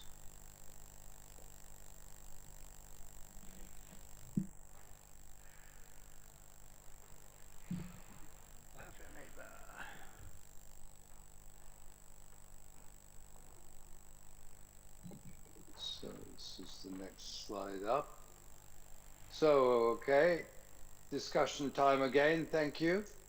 And we'll move on to love your neighbor. What is taught in our own churches about what a good Christian should do? Do people act on this? And then Pastor Umberto, who was talking there, says that when the gospel is put into action, you do not need many words. Why is this true? And then the people who worked on the Baptist Church housing project did not know each other at first, but now consider themselves friends who know and trust one another well and treat one another with love and humility.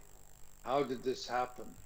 And the last question is, Oneida tells us that the people on this project have proved to be themselves to be true friends to her and have made her feel like a human being.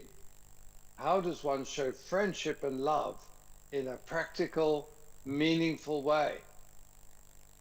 So it's time for discussions again. So this time, Lei, can you look at the first two questions? Lei group, and then Emma, look at questions 3 and 4, or just one of them if you want. Thank you. And then Vans, I want the first two rows to look at question 3, and the last two rows there, the groups at the back, to look at that question about what Pastor Umberto said, that when the gospel is put into action, we do not need many words. So why did he say that? So please, the groups at the back in bands, look at that question 2, and the front groups in bands look at question 3. Okay, you all get that clear? Go form your groups again, turn around, and I'll leave these questions up here so that they can guide you.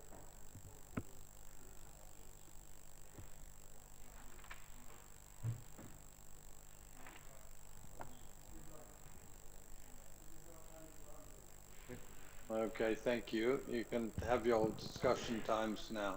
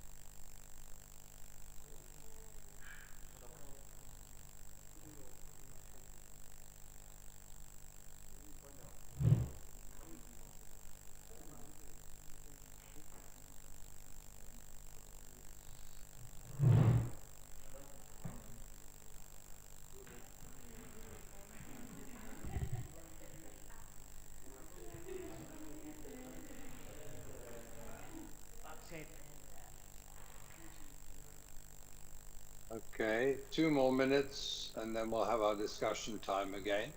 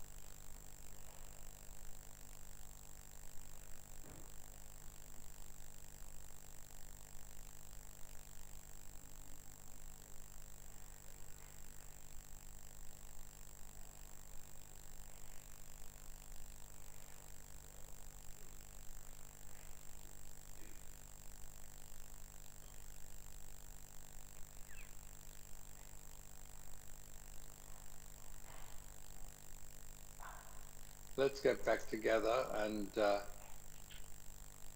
bring our ideas to one another. Thank you for your participation. You're working pretty hard today you're not just sitting there listening, but you're having to think and discuss and decide and feedback. It's all harder work. So well done. It's the very way we should learn. It is. You're absolutely right. You're absolutely right.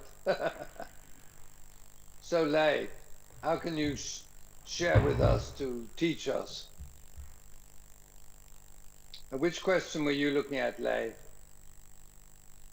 1 and 2. 1 and 2.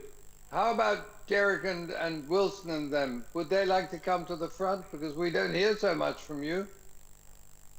Yes, we will go now. Come. The thing is, with the mic there, you have to come to the front to be talking.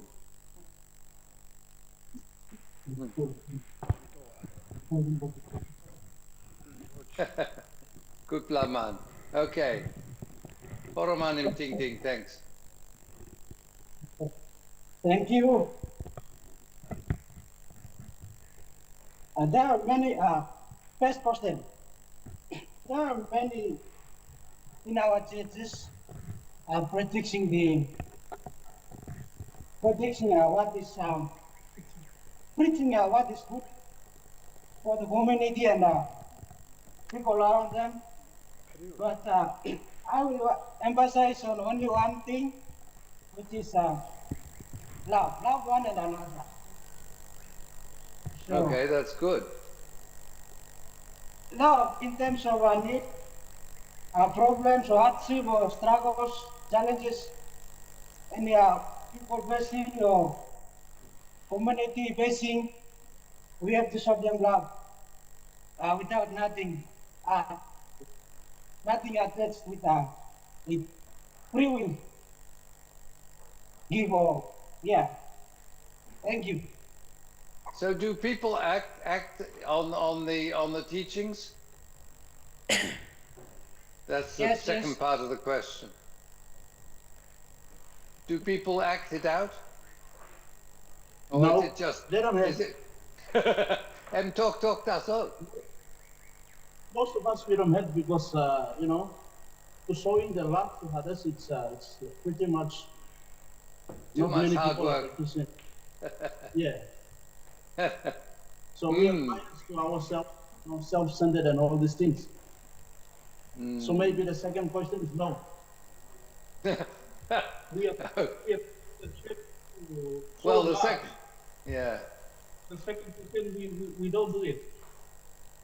Yeah, There's some of us doing it like 50% maybe or 30%. We do it. We show love to the ones that we know and the ones that they are around us. But anybody, a stranger or someone who we don't know, we don't show them love. What so about it's more like we yes or no. Yeah, thank you. Interesting, very interesting. What about the second question there? Pastor Umberto says that when we put into action, we don't need many words. Why is this true? Why did he say that? Because action speaks louder than words. So when we physically include ourselves inclusive in doing things, we are saying a lot of things to them in our action. Exactly. Thank you so much. So important. Thank you very much, Lei. Bans, did you want to add anything? I know you didn't actually address those questions. Would you like to add Bungemeni Tok Tok there, Bans? You're still muted. Bans. Yes, you heard me. Okay, I'm good. Me heard him now. Okay. Now, in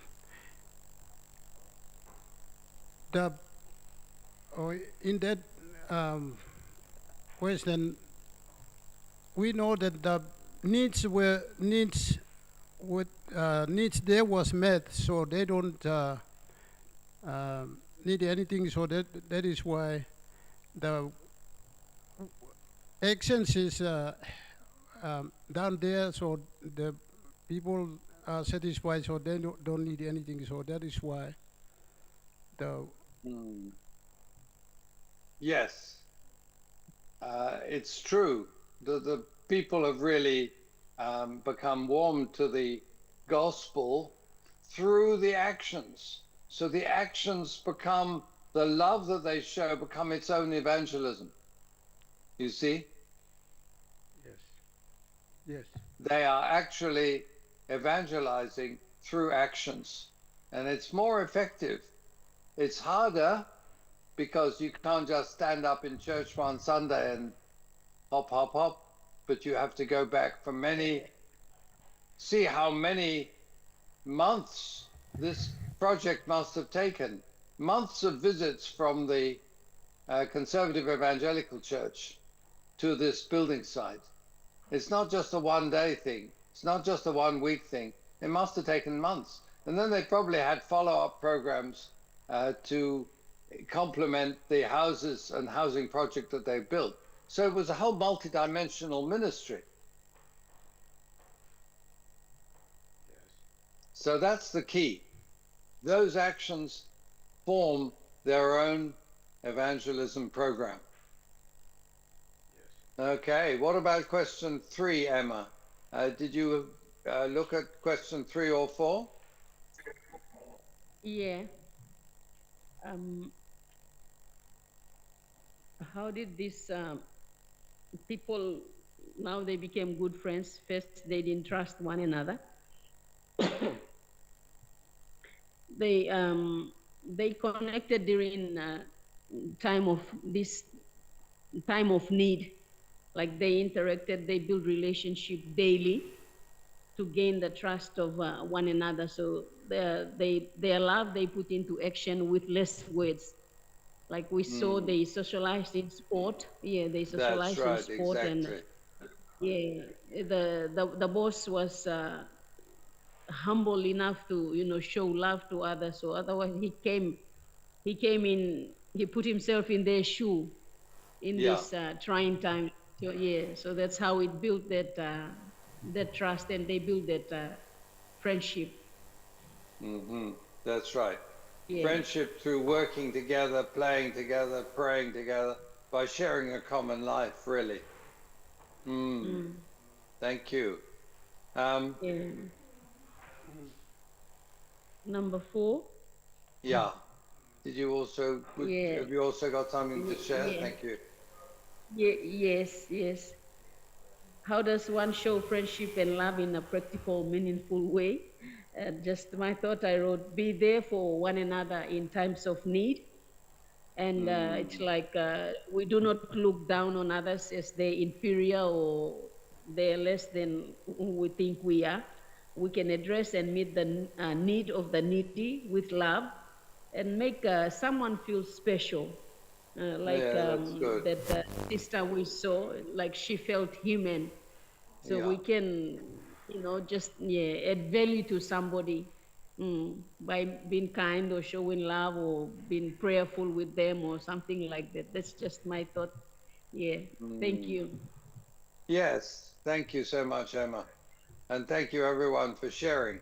Um, it's simple little things delivered in the right way. Thank you.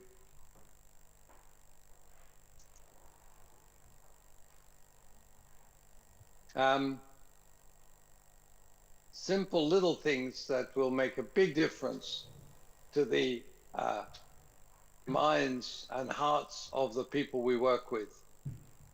Oneida was saying they're buying her sodas, which is, fizzy drinks, lolly water, food, working with her, treating her with respect. And you can tell that she's probably, as a woman there, not used to being treated as a human being, which is a real indictment of their society. And of course, it happens in our society too, in PNG, in Melanesia. So that will be the challenge, to get men and women working together in the same way to a real, meaningful, long-term, sustainable project. Thank you. Did someone want to say something in bands there? I saw a hand raised at the back.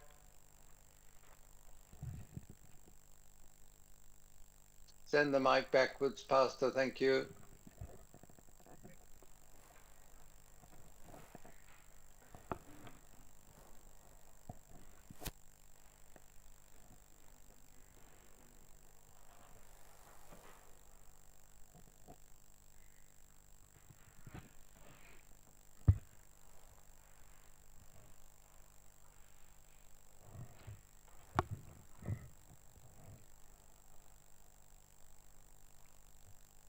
Go ahead, Vance.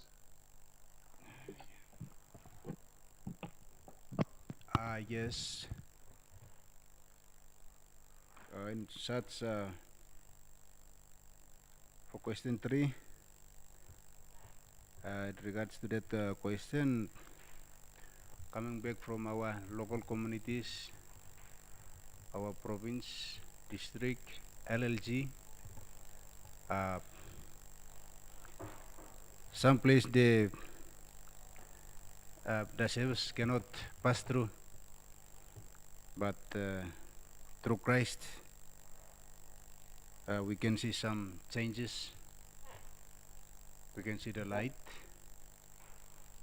We can see the pathway, because some place, it's in the especially in the remote parts of our communities. Yeah. They haven't have access with the government services, but when they go through such difficulties, it's a person that in search to deliver service to those, because that person, it's like it's a bridgeman. Yeah, he take the service across to those people. So it's a kind of and people know that people knew it's service. So it's like a person with a humble heart. They did such things. Yeah, that's all. Thank you. Yes, it's the spirit, isn't it, of humility, love, and service that brings people to Christ, that reconnects with people who felt forgotten, who felt marginalized, who felt ignored and neglected, often neglected by government. And this is a big question to me. If government services have failed or collapsed in an area, what should happen? Should the church or even a local congregation pick up the idea and talk with the local community maybe to provide those services? I mean, that's a big question mark. I don't know what you think. There's lots more questions that come up, but that is just a form of ministry. Yeah, so in such ways, I see that the love is taking place, and they're sharing things with one another, and such a community, they happy with what they have taken. Yeah, oh, I'm sure it would be a complete revival for that community, wouldn't it, to be given that housing project? Not just a housing project, but for a church to take such a huge step in practical love of neighbors. I think that's the real challenge. You don't think that a church could do that huge sort of activity, but they do. They did. They mobilized them. What was probably not a big congregation, but they just got mobilized to help them. So that's an amazing witness. That's an amazing demonstration of what integral ministry can do, because that would transform that whole community. Thank you very much, everyone. Any final Roland, comments? it's like, yes. Yeah, hello. It's Yeah, like where the government fails, the church can rise to do something. Amen. The church can, yeah. Yeah. So that's good. We don't need to wait on the government. The army, the body of Christ can rise up and become providers of services like this. It's all part of the integral ministry. And there's no real boundaries to the services. Praise God. Okay, everyone.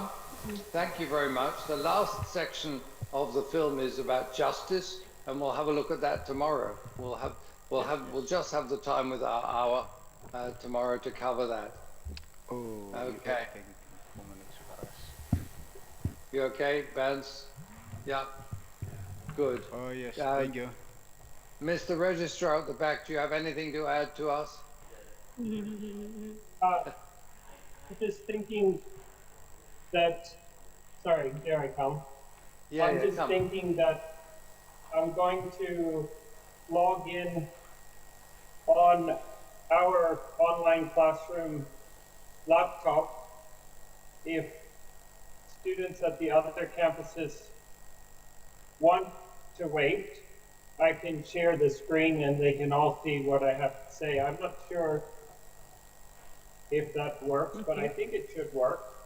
Yeah, give it. All okay. You can go. Looks good. Looks good. So are still on this meeting, Clyde? Is that right? Yeah. Okay, go for it. Okay. You can stay.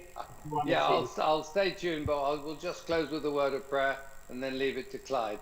Thank you, Father, for speaking to us this morning and through the film, through our discussions, opening our eyes even further to know what the wonderful different ways in which you can work in community. We pray that this message and this lesson will sink into our hearts and transform the ministries and the way we work